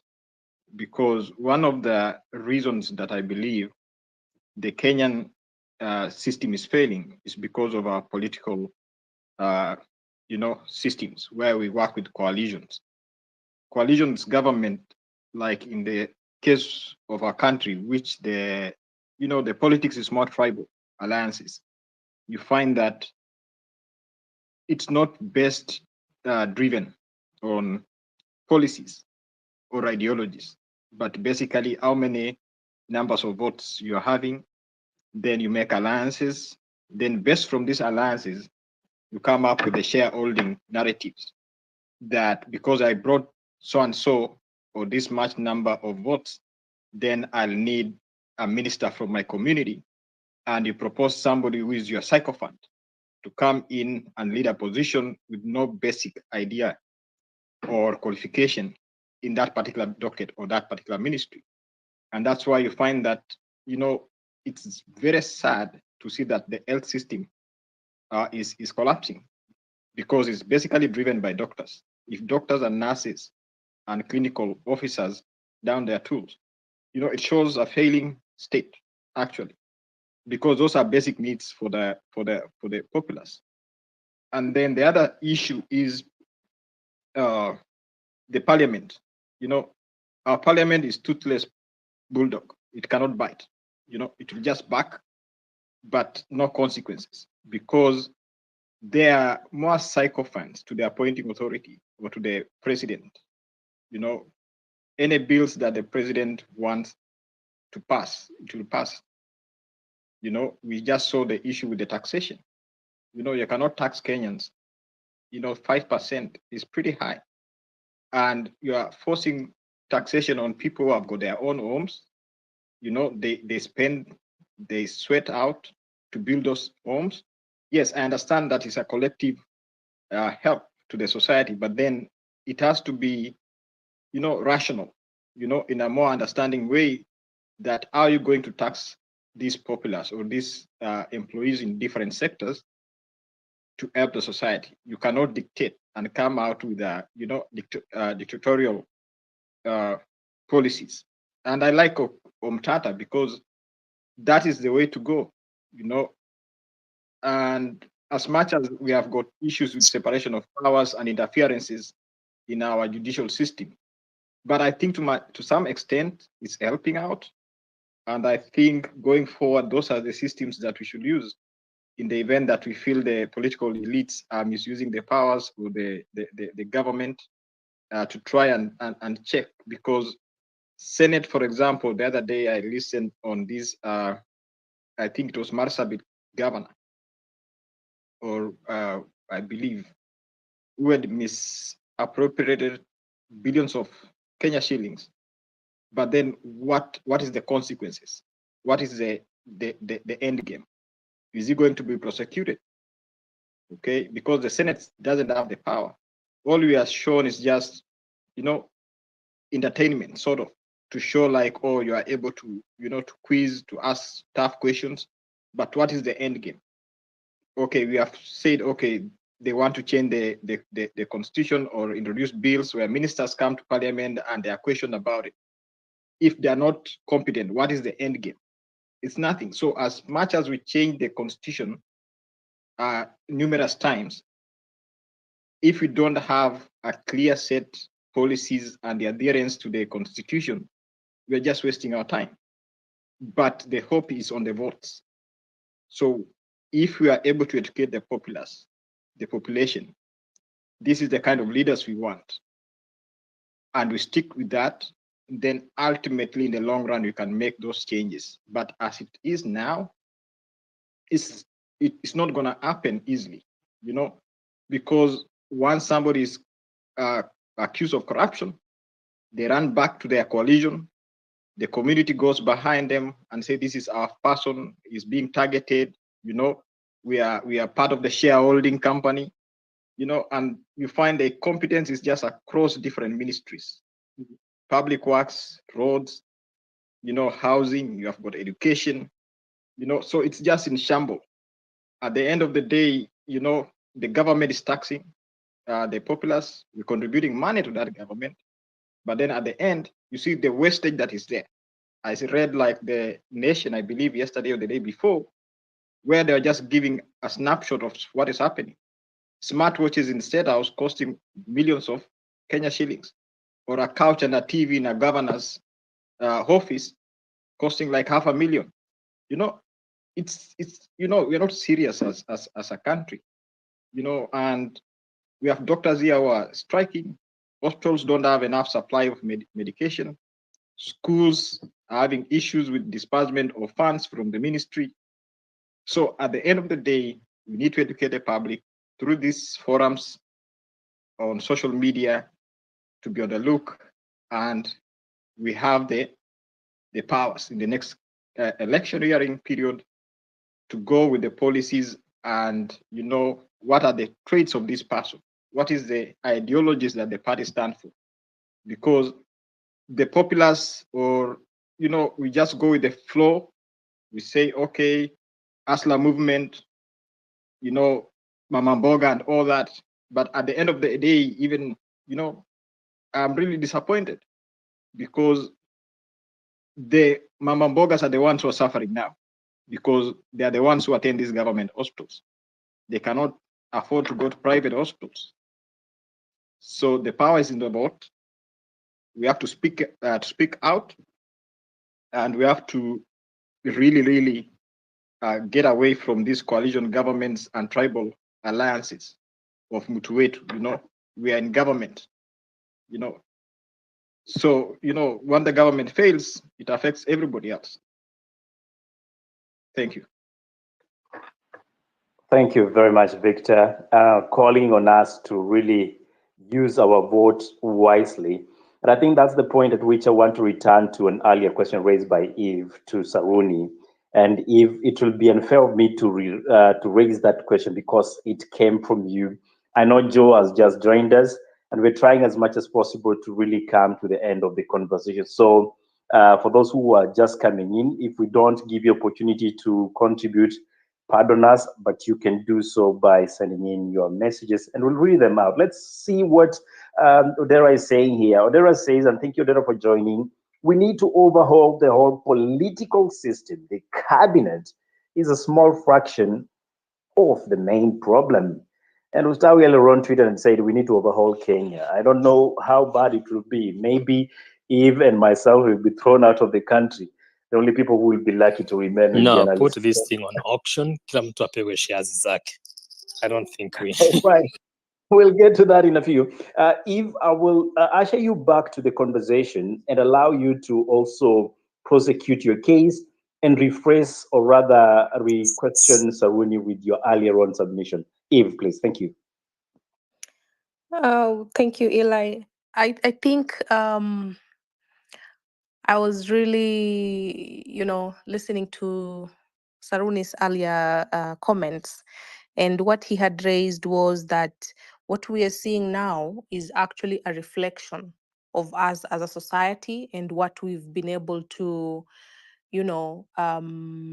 entertain or accommodate. That is what is being reflected in our leaders when we see the rampant corruption and the incompetence. And what I was really interested to hear from him as well is, so what do we do now where we are with all these problems from not just one ministry but actually a couple of ministries, and it just goes across the board of the governance system that we have. What would be the best way forward? And possibly maybe it has already been answered because our lady Stella, analyst Stella, said what we need maybe we should demand for accountability.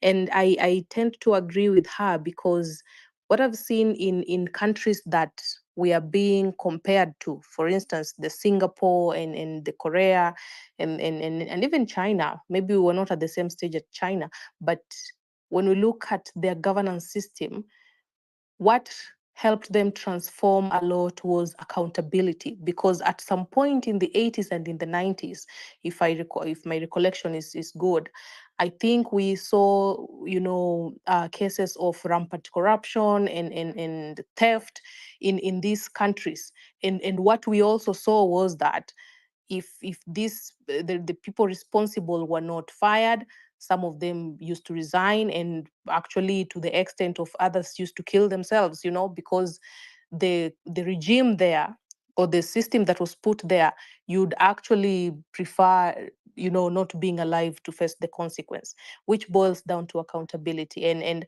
I would really want to hear more from Saruni on the same. Over to you. Thank you very much, Eve. Let's cross over to Saruni, the Ball is yours. Go ahead.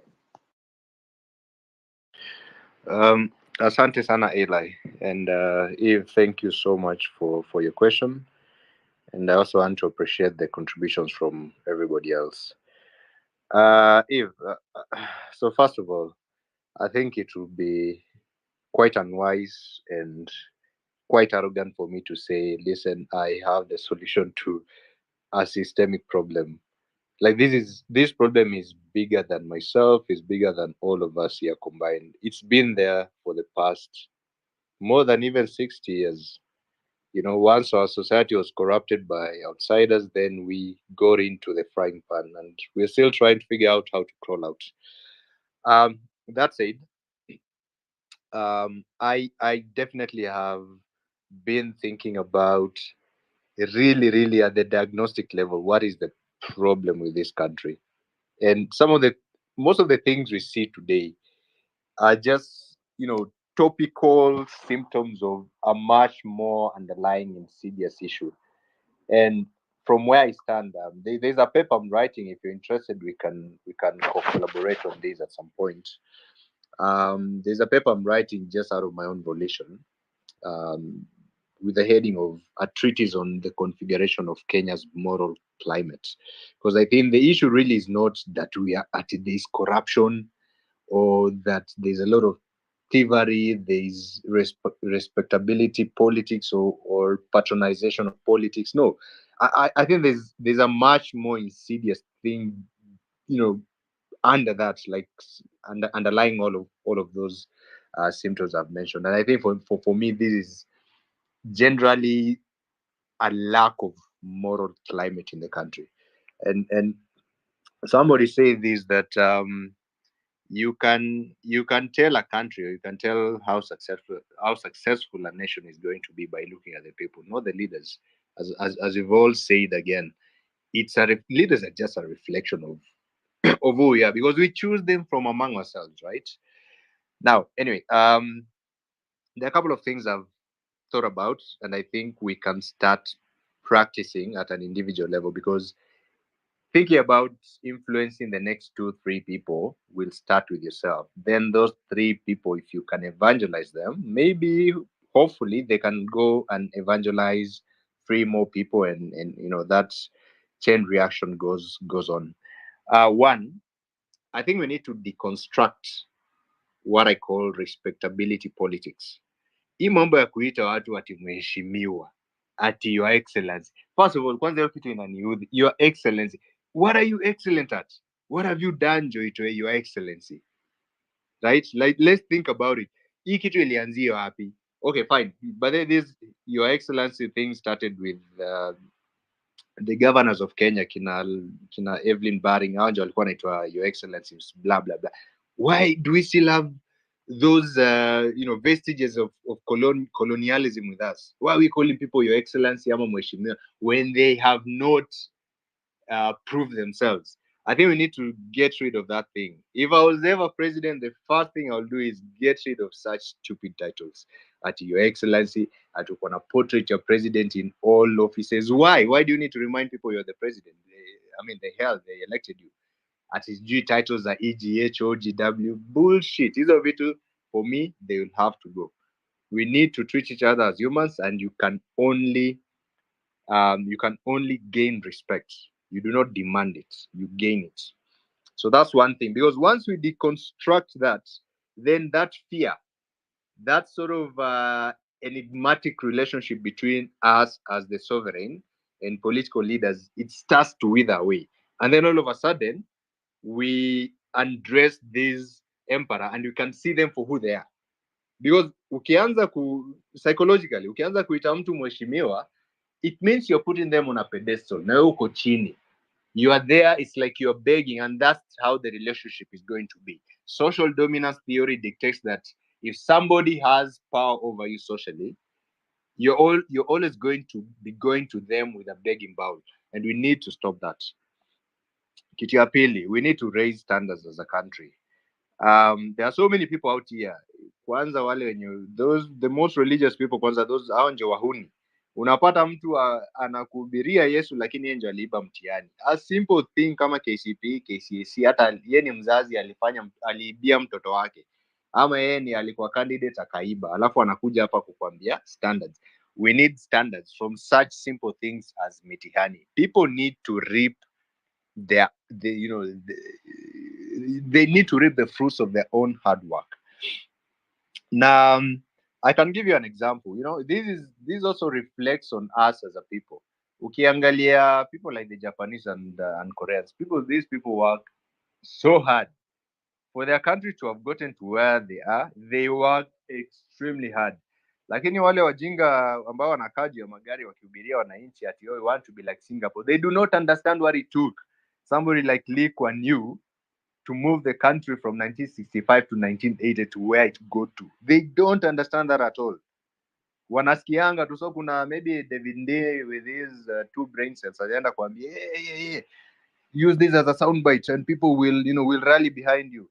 Stupid. We need to have standards. Ukiangalia the Japanese, after every match yenye walikuwa na attend in the Qatar FIFA World Cup, these guys will stay behind and clean after themselves. Ukikuja hapa Nairobi utapata even some of us hapa kwa hii hub, mtu when they are traveling whether ni PSV ama their own car, unapata in the highway yeye ndio wa kwanza kutoa hiyo karatasi amekulia mandazi na anatupa kwa barabara. Where are our standards? We want standards from people who you have chosen from among our own depravity, lakini sisi wenyewe we are even more depraved. Number 3, we need to support those who are already doing the most. Now, mmesha mention, Esther mentioned, Eve yourself you mentioned, Omtata, Boniface Mwangi. These people are out there. Yani, they could be doing so much. Si ati hawana chochote cha kufanya, but they are pleading for the country. They are literally crying for the betterment of their country. That's why unampata, despite the fact that somebody like Omtata's life is in danger right now, it hasn't stopped him from seeking that which is right for the country and for everybody else. So the only thing we could do is follow these guys, amplify their voices, like, retweet what they're doing. How many of us actually do that? Ama una browse hivi kwa Twitter, unapata Omtata amecry about something fundamental, na unasema oh yes, ake Omtata wetu jamani, and that's the only. Please, let's amplify the voices of these people, because some of us maybe hatuwezi toka hapa, or we don't know the mechanisms za kuenda kupetition against something that is illegal the way Omtata has been doing. Omtata hakuanza leo, alianza kitambo. So the only thing at least right now we can do is let's amplify his voice. Haya. Number 4, do your part. Yes, amplify somebody else's voice, create a unified voice, but also do your part. We have so many platforms today that are free and they are scalable. Like, if you do the right things, if you get a niche and people trust that you know what you're doing, what you're saying on TikTok especially, you can go viral. Like, start pushing out content, let people know what you stand for. And because as human beings, we we are subject to influence, other people will start feeling like, okay, this person is making sense. Why didn't I see this before? Why am I not aligning with them? Like, they'll start for those who have like for those who are hardliners, they'll be like, maybe I'm actually betraying my country. Like, let's start influencing other people using the platforms you already have. The last one, this next generation, Gen Z. Back to my last point. Let's influence this next generation, man. I've worked with Gen Zs a lot in the companies that I've built, because they've tended to be consumer companies. Gen Zs are the most interesting generation because, first of all, unlike most of us who are probably Gen Y or Gen X in this hub right now, Gen Zs wamezaliwa na social media, wamezaliwa na smartphones in their hand. They understand this thing way better than us, and we have these platforms now: TikTok, Twitter, Instagram. Let's use these platforms. We influence these young guys. Let them see that, oh, this outgoing generation actually cared about creating the right tracks for us to follow. Saa hii utapata Gen Z wako TikTok, and most of their energy is expended on highly sexually charged content. Hakuna mtu anawaguide anawambia, maze, listen, if you guys don't do your shit right, if you guys don't start to understand where your country is headed, or how, or the shithole that your country is in, you guys are the ones who are going to pay the ultimate price. There's out a lot of people doing that, and yet these people, these Gen Zs, have the energy. They don't care about respectability politics. They're the most liberal. Wakisema wamechoka, wamechoka. Like, we literally have what we have been terming as a demographic dividend to reap with this generation. So let's influence them. Those are some of the key things we can start doing. Long term, or rather in the medium term, to your question of, okay, so what do we do? Yes, we are in this morass, we're in this moral cesspool, right? And we acknowledge that we are part and parcel of the problem.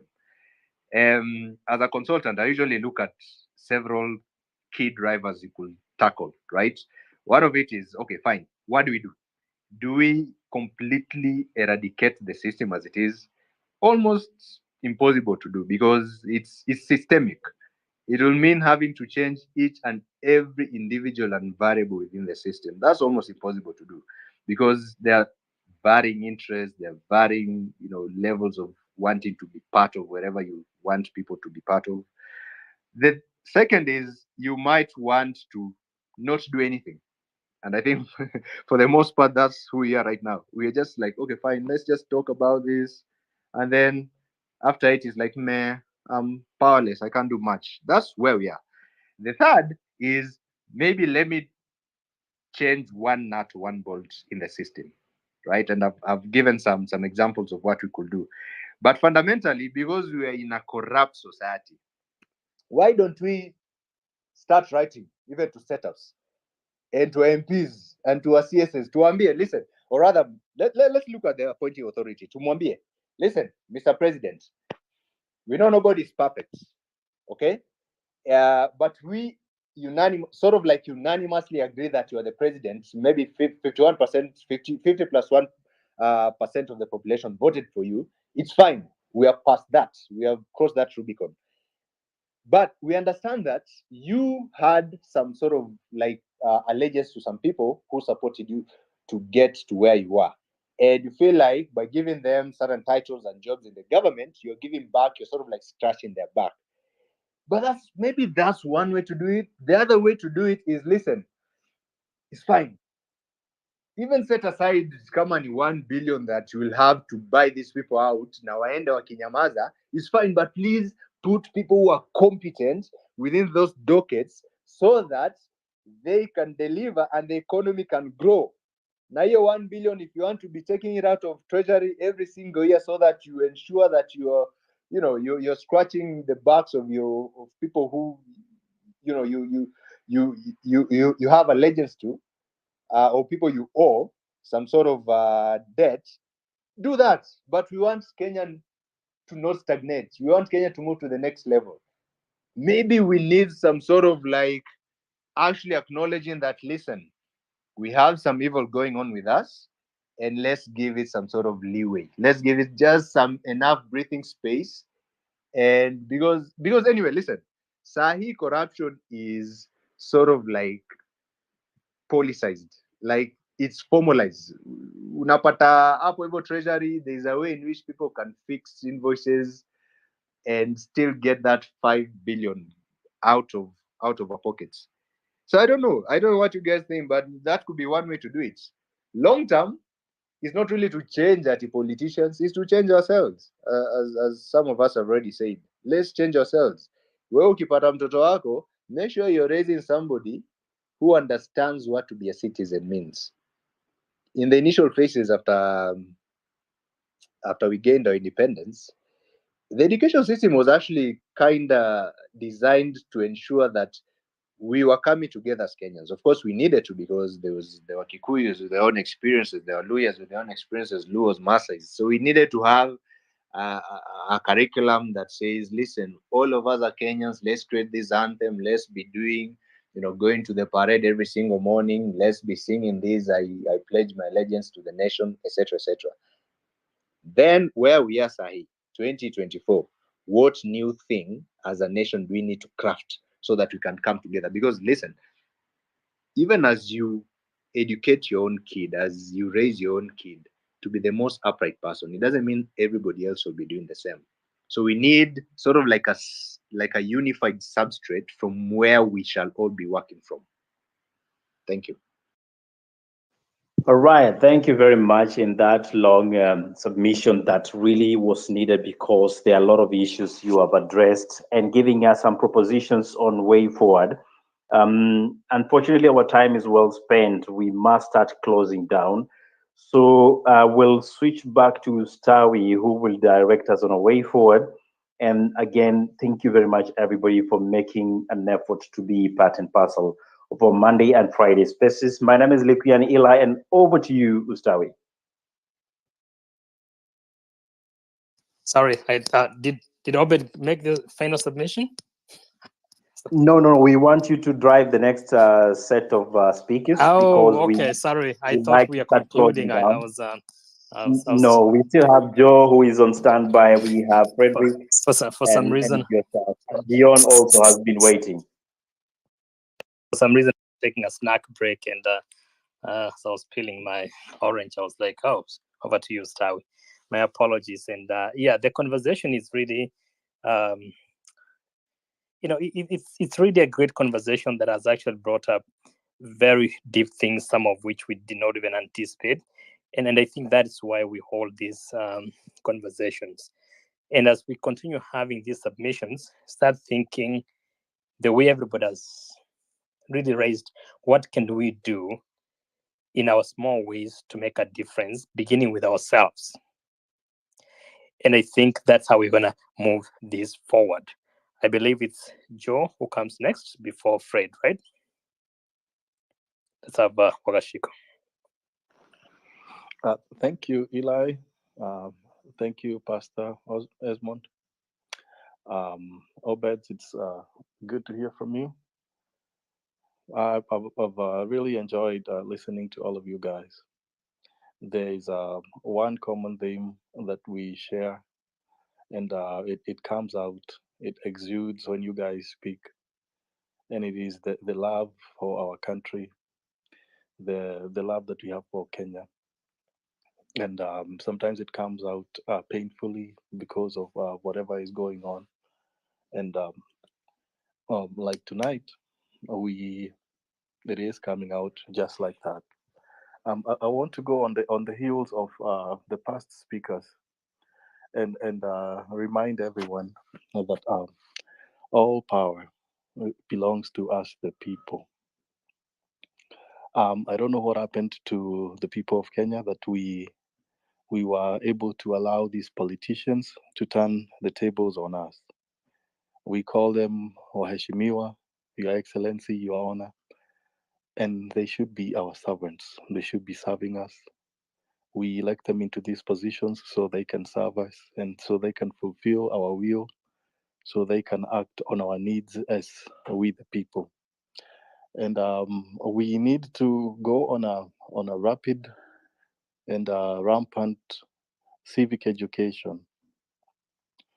I think if there is a deliberate dumbing down of the nation of Kenya, with each and every curriculum that has been introduced, there has been an emphasis on religious teachings rather than teaching people logic, rather than teaching people how to think critically, and also teachings of civics or civic education has been abandoned, and this has been very deliberate. If you don't teach our people civic education, they will not know their rights under the constitution. They will not know their freedoms. They will not know their liberties, and therefore they can be easily taken advantage of by the so-called leaders. At this time, Kenya is being governed by a group of thugs. Um, and if we look at the current cabinet in terms of competency, very few of them they hold their paperwork or their academic credentials, the backing of their industries and professionals to hold the dockets that they are holding. We've complained about them before, even before these people were elected. Some of us were very vocal. I call them short bus because most of them they don't even have a high school education, and they don't have the proper credentials to even run a village cattle dip. But here we are. We have kept the sharpest knives that we have in Kenya, a nation that is respected for its members of the academic or academia. Our people out there in the diaspora are leaders, but we have folks like Dr. Amos, who is just being sidelined and having to, shadow the cabinet minister for health, Miss Nakumicha, who should not even be anywhere near the docket of health and having to manage the health of this country. When this nation was started, the colonialists they were teaching our people, who especially the seven guys who are remanded, and they were not remanded, they were being coached on how to take over this country, and they were being picked and educated on how, and they were sort of being brainwashed, and they were being told that the three critical issues that are affecting Kenya, one of them is poverty, the other one is ignorance, and the other one is disease. There is a deliberate effort to keep the people of Kenya and a lot of generations to keep them ignorant. And how do you keep a whole generation or generations of Kenyans ignorant? You mess with the education system. You keep changing from one curriculum into another. You teach them garbage. If garbage comes in, garbage goes out. If you teach them, if you give our people quality education, you will get quality graduates and you'll get a quality society. So they have managed to mess with our education, and unless we recover, unless we take over and take back our country and put competent guys in charge of education, we will keep on producing people who are not fit for the Kenyan economy, who are not fit to grow the Kenyan economy, but people who are fit to grow the world economies. We produce some of the best and brightest minds. They get frustrated here in Kenya because they cannot find work. But if they go abroad, or they are really able to integrate and to move on pretty fast because of their talent and because of how they've been brought up. The other issue, other than there has been a deliberate effort to keep the Kenyan people poor. How do you keep our people poor? First of all, make sure that they have no jobs. People who are graduating in the late 80s and early 90s, they were graduating wakimaliza form 4 hivyo, you get a job. But what happened to the capital? What happened to industry and commerce that was absorbing all those graduates? Something happened between 87 and 93. We don't have that, and even afterwards. And successive regimes have tried. Kibaki tried with the introduction of the motorcycles and the tuk-tuks, which was like slapping on a band-aid on a gushing bullet wound. We really need to take over our country. We have more churches than industries, and these churches are praying, or these religious uh, organizations, they are really preying on the people. We're doing what we call the double taxation on the people. Kenyans really need to wake up, and they really need to be sober. They need to think with their heads. The daily dose of religiosity is not going to help. being in a country that is a quasi-religious nation like Kenya, you would expect that there will be zero tolerance on corruption or crimes of moral turpitude. But if you look at our media, we see quite the opposite. I want to follow on the heels of one of the speakers who spoke about competency, truth, and accountability. Those are some of the expectations we have on our cabinet ministers. But what we have is a cabinet that cannot speak the truth, a cabinet that cannot be held accountable with the little money that they are assigned to, or they are allocated to make sure that they get to the various projects. And we need to hold them accountable. In Kenya, when it comes to crime, the crime of corruption does not equal to the punishment. If you're guilty of a corruption crime, you are guilty until you're proven rich, or depending on how much you had taken. We see some people who steal maybe 100, 300 million being given a bail of less than 1 million shillings, and it's a cash bail. So crime really does not equal to punishment. There are so many audits, right, left, and center, but we don't see the government or the ethics and anti-corruption authority, going after those our politicians. We really need to go after them. There is also the issues of gross misconduct, the misuse of public office. It's stinking to the high heavens, and unless we wake up and we do a people's revolution, um, even going to the ballot will not fix this. This is, and I'm an ardent believer of democracy. Right now, there's a deliberate effort to make sure that they disenfranchise the youth, and especially the Gen Y and the Gen Z, that they stay out of politics. But the sad news is, even if you try to keep out of politics, politics has a way of finding you. So I'm encouraging everyone to, encourage them to get involved, participate, and make sure that you educate the people to come out and participate in the political process. Democracy does not die at the ballot. Get involved every day. Engage your leaders. Make sure that they know how you feel. Make sure that they know that they are stealing, and make sure that they know that you will punish them at the ballot. Um, I'm going to finish by saying that there's a deliberate effort to make sure that Kenyans remain ignorant. There's a deliberate effort to make sure that they mess with our health system so that we remain diseased or ill, and we remain poor. And they are expecting us to accept this with a smile, and to accept them to disarm us, to take away our land so they can build their private housing projects, and take away our jobs.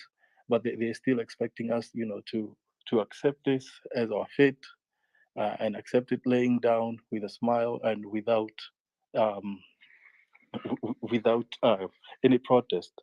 But I am sure that Kenyans, we haven't reached our ends. There's a time, I think last year in July, that the society had reached to its wits end, and I'm sure we will get to another climax very soon.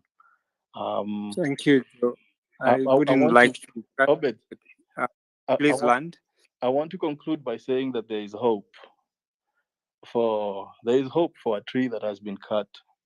I want to quote that good old book of Job, that even if it's been cut down, at the smell of rain, it will it will spring forth, and it will start to grow again. So there is hope for our country, and our youth, our youngsters. They are the hope of this country, and we need to make sure that they are included in every conversation, whether they are included in every decision making table of this country. We need to stop telling our youth that they are the leaders of tomorrow. They are the leaders of today and tomorrow, and we need to give them a fair chance to run their country. This country belongs to them as much as it belongs to the older people. Thank you, and God bless you guys.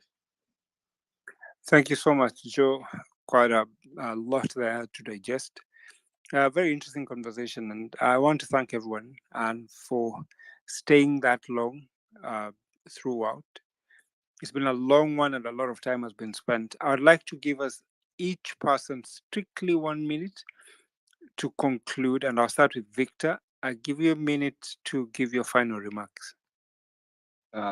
Thank you for organizing this forum.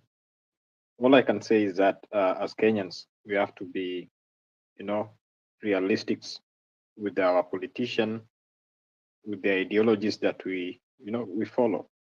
So also to educate, our public, our relatives, our friends on the political, undertakings in the country, and what are the merits and demerits, because these things going by the masses, or who is most popular on social media and rallies, it ends us,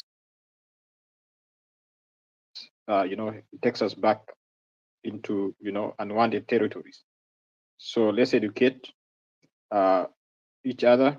Let's keep up with this spirit, where resources are needed to fight, just speak up, we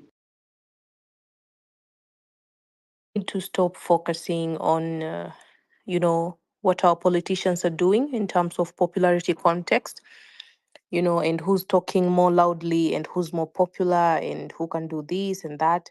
And we go back on the drawing board and call on our technocrats, our professionals, people who are skilled in actually running cabinet and bringing us good governance that we are lacking at the moment.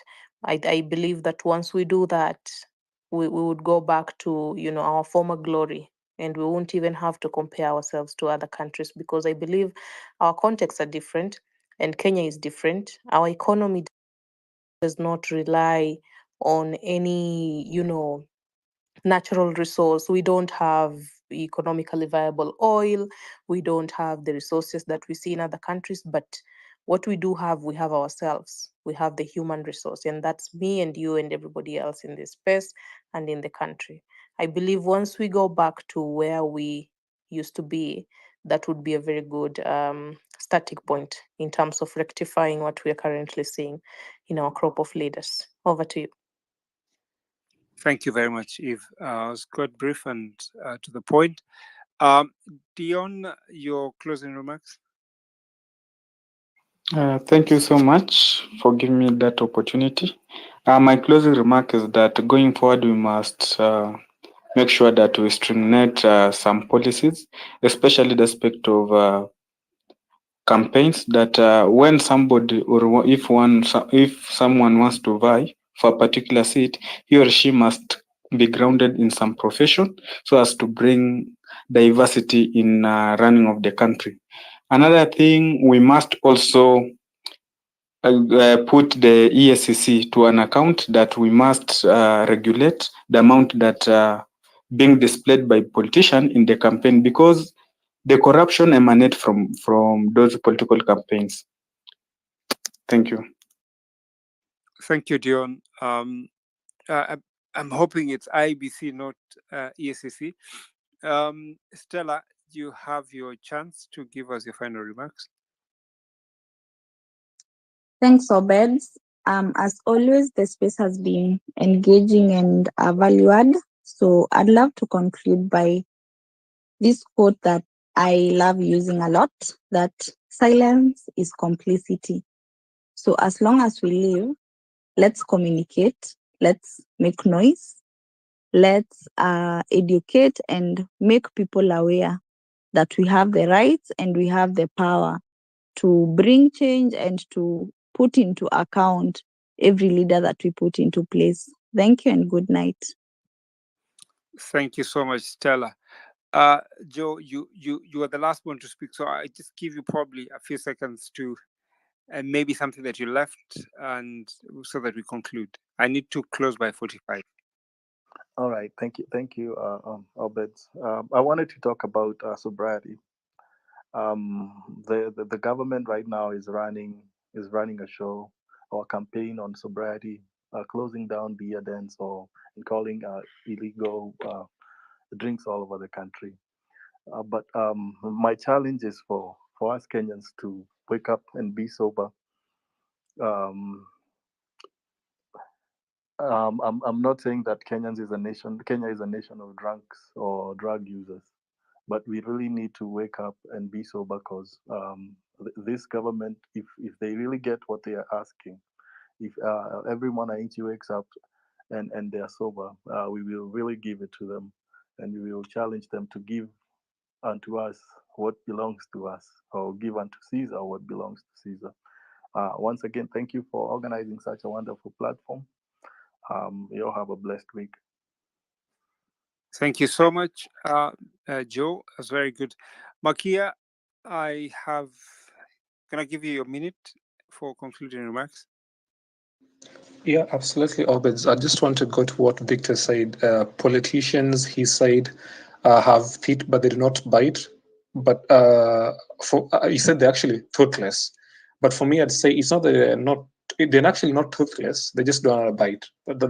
That's it, especially with the parliamentarians. And again, there's something you mentioned about they listen to the president being the appointing authority. Actually, the president does not appoint members of parliament. They choose to leave their brains when they enter parliament and desire to meet him and eat ugali and call it a day, and perhaps earn a few, 2, 3, 10,000 as people lobby the wrong bills to actually affect the people. That's actually what it happens. So my last statement to actually say would be politicians are tameable.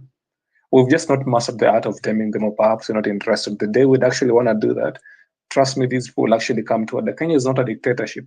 It has never been for about 10 years now. It's actually a democracy. So if these people truly take chapter 1 of the constitution, article on the sovereignty of the people and what power we actually have, then we'd definitely be in a good place. I'm only sad that the professionals are on the streets, and then the thugs and the clueless are actually counting millions of shillings, whether it's in sports centers or Harambes. So it's actually a bag of mixed priorities in Kenya. In Kenya, if you're a professional, you're doomed to fail most of the times, because the clowns have made it so hard for you to actually be able to showcase that which you have. Even though we want to have professionals, trust me, professionals in these countries can never do anything unless it's started to do so. My last point would be, part of the criteria for competence, especially for public officials, should be the ability to resign when they cannot do their work. And if they can't do that, we should actually get to a point whereby you force them to actually go ahead and do that. So for me, those are the things that actually get to suggest. But I'm intrigued by what Obed said, that we live in a country whereby a monkey steals a car and does not know how to drive it. So, I mean, we are one big suckers, and most of us are willing to pay and to continue watching the show. So once this show comes to an end, and then life kicks in, and we realize we're in a bad state, then we perhaps can actually get serious. So this is one big clown show that is actually happening in this country, and I beseech all Kenyans to stop paying attention in their time and to not buy tickets to go watch it. I give it back to you, Obeds. Thank you very much, Makia. And where you live it is actually where I pick it from. A clown show, but unfortunately, popcorn should not be there because we have bad fertilizer.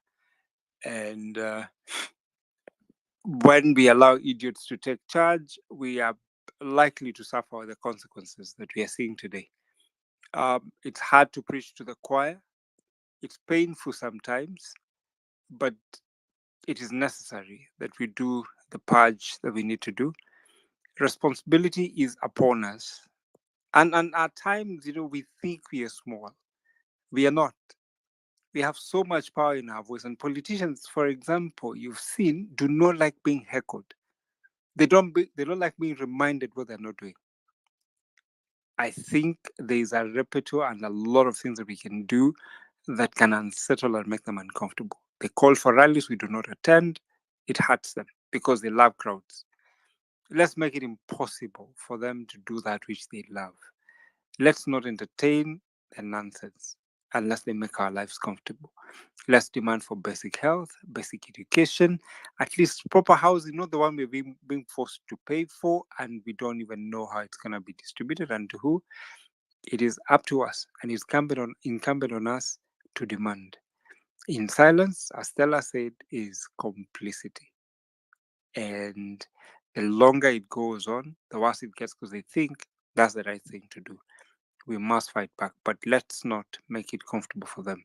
Make it as uncomfortable as possible. Let's heckle them. Let's make noise on social media. And I pray that one day we can have a mega space that coalesces all the voices that we have. And it will be very easy after that to go to the streets. We are in millions and we are legion. They can never do anything.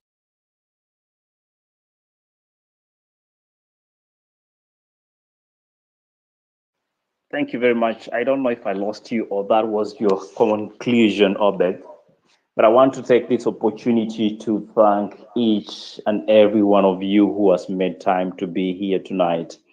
There is a lot of conviction in your voices that says we can do much better and we ought to do much better as a country.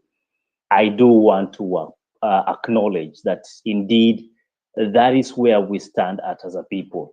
We need to come to that stage and say we are owning the stage and demand that we stop this mediocre like of leadership. And again, at the end of the day, even as we try to progress these conversations forward, it is paramount for all of us to realize that we hold a central stage and we are the pillar that this nation deserves. So as you interact with your leaders, as you interact with your political leaders, remind them that they have a social contract with us. Remind them that the honors are on them to make sure that the time they have in those offices actually do count for something. And also remind them that Constituency Development Fund has nothing to do with them being the demigods. Uh, Pastor, are you trying to raise something? My apologies, that was in error. Thank you. So, in conclusion, I have to say this that indeed, there are a lot of questions that have been asked tonight, including why do we have the Auditor General bringing numbers and what I will now refer to as statistics of things that are going wrong, and then it's story as always, and we go to the next breaking news. We have publications that are now tumesema hazitupandishi sukari, zinatupandisha chumvi, where you see a government that is spending money left, right, and center. We're talking about all levels of government, from the national to the to the regional governments, and there's excuse for money that did A, B, C, and D. I think I want to agree with Saruni, who stated that this is a reflection of who we are. So as we cry foul about our leadership, what are we doing in our small spaces to change these conversations and narratives? I do want to wish you the very great weekend ahead. I know there'll be a lot of politics and people climbing on top of cars, promising you another heaven and earth. Just remind them nobody has gone there and come back to tell us how it looks like. Have yourselves a great evening. My name is Likiani Eli, and I wish you a great week. See you on Monday as we host once again Analyst Stella. And I'm hoping we can actually be able to look further into this issue of our debt profile and our borrowing profile. By the way, April ni kama kuna pesa zingine zimeiva za IMF. We'll look into that. See you then. Thank you, and thank you everybody for joining. Good to see all of you, Victor, everybody for your contribution. I will just conclude by just saying that Kenya is not ready for policy. We are too sick to even listen. I think we need healing to begin with. So I'm probably I think we're just rotten. And Kawangware Finest can tell you that we are, for example, the city of Nairobi. People are just making a mess in the city, and then you elect a leader to collect garbage. Governors in Nairobi get elected so they can collect garbage. Like one of the things that has been in their policies throughout is like to collect garbage from the city. Now, let me tell you, we are so far behind even a conversation. Where we are now is to face ourselves and ask ourselves, what on earth are we even talking about? So the whole thing, whether reshuffle, overhaul, and everything, is like it's a disbandment of the entire country. Sorry, this little boy here wants to talk. But the thing I would say is that we probably need to have a soul searching, a reflection on our own selves, and ask ourselves the tough questions that have been asked tonight. How are we contributing to this mess? Who is more of an idiot, the leaders that we have elected or the ones who elected them? So even as we lay blame squarely on the hiring manager, the president who hired the cabinet secretaries, we also need to ask ourselves who hired the president. So who is actually supposed to take the blame? So in my opinion, is that it is time for us to actually start talking to the citizens instead of talking to the leaders. Reason is they won't listen because they know who the citizens are. As long as they know who hires them, because the moment you go to somebody and you try to threaten them and they tell you, do you know who my boss is? Do you know who hired me? You never hired me here. So the few of us who are having this conversation, we never hired them. So the people who hired them are our problem, not the leaders. So maybe it's about time that we have a conversation with the masses, the ones that I think, in my opinion, have zero problem with what is happening, except that they think that the people they put in office are the ones that are going to solve all their problems. So as we speak today, I want to leave you with this message as you go home to reflect. Are you just seeing what you're seeing, and then the hiring authority doesn't see what you're seeing? Look at the bloggers out there. Look at the following they have. Look at the things. Look at how much you raise something and they completely go berserk and they can't even be a part of your conversation. Why? Because the people in office are doing exactly what their bosses send them to do. I can tell you why. Because we saw a one more comment, I think it was in Western. And after dismissing a gentleman that was looking for a job, the next stop was where he was served with githeri. The moment he started eating, everybody was dancing and celebrating. Hasra, hasra, hasra. Because you are one of us now just because umepewa sahani ya githeri. We're just rotten. We just messed up. We have no conversation.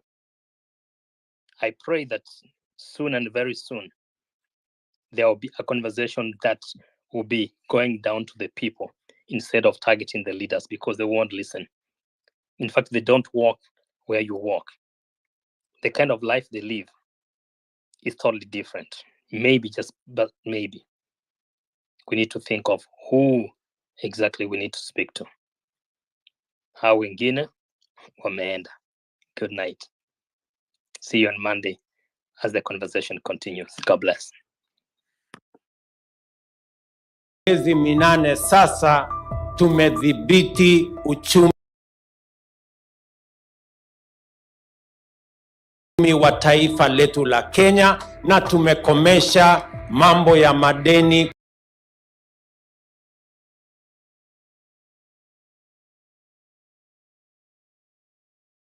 kuombaomba ya kiholela. Government has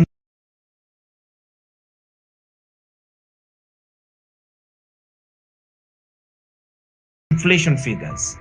So to come here and tell us that things are getting better is just stupid. It's plain dishonest.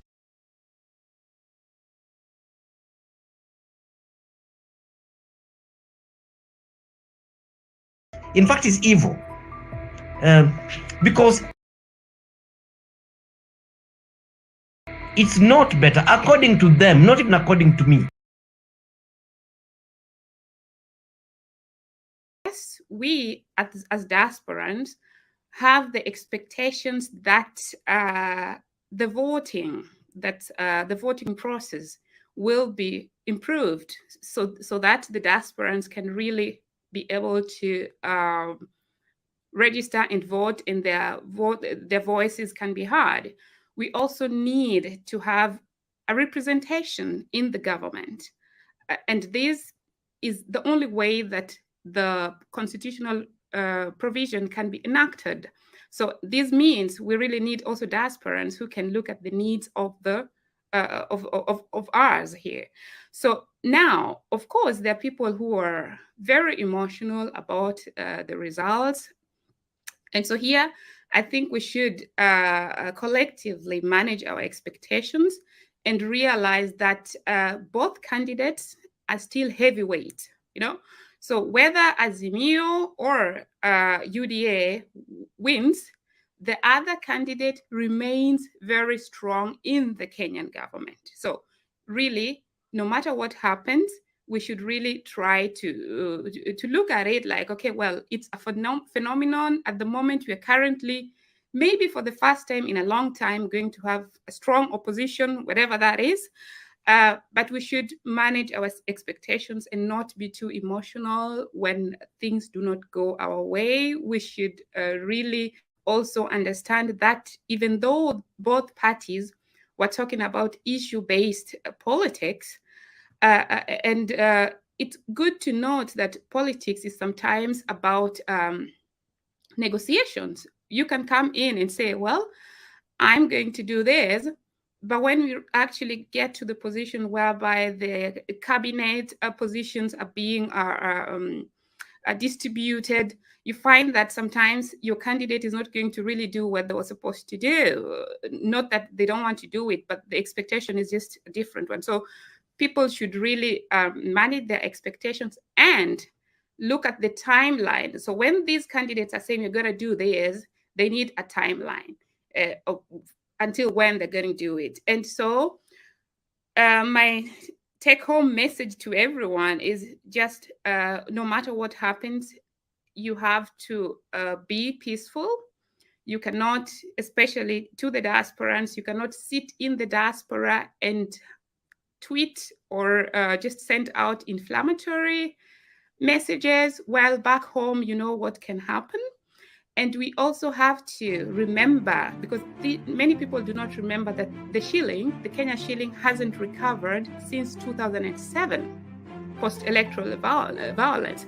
So if you look at it from that point of view, we really have to be careful and check what is really, really going on and which directions do you want to take, which government do you want in. So what's eating up the Kenyan government at the moment of population is actually corruption.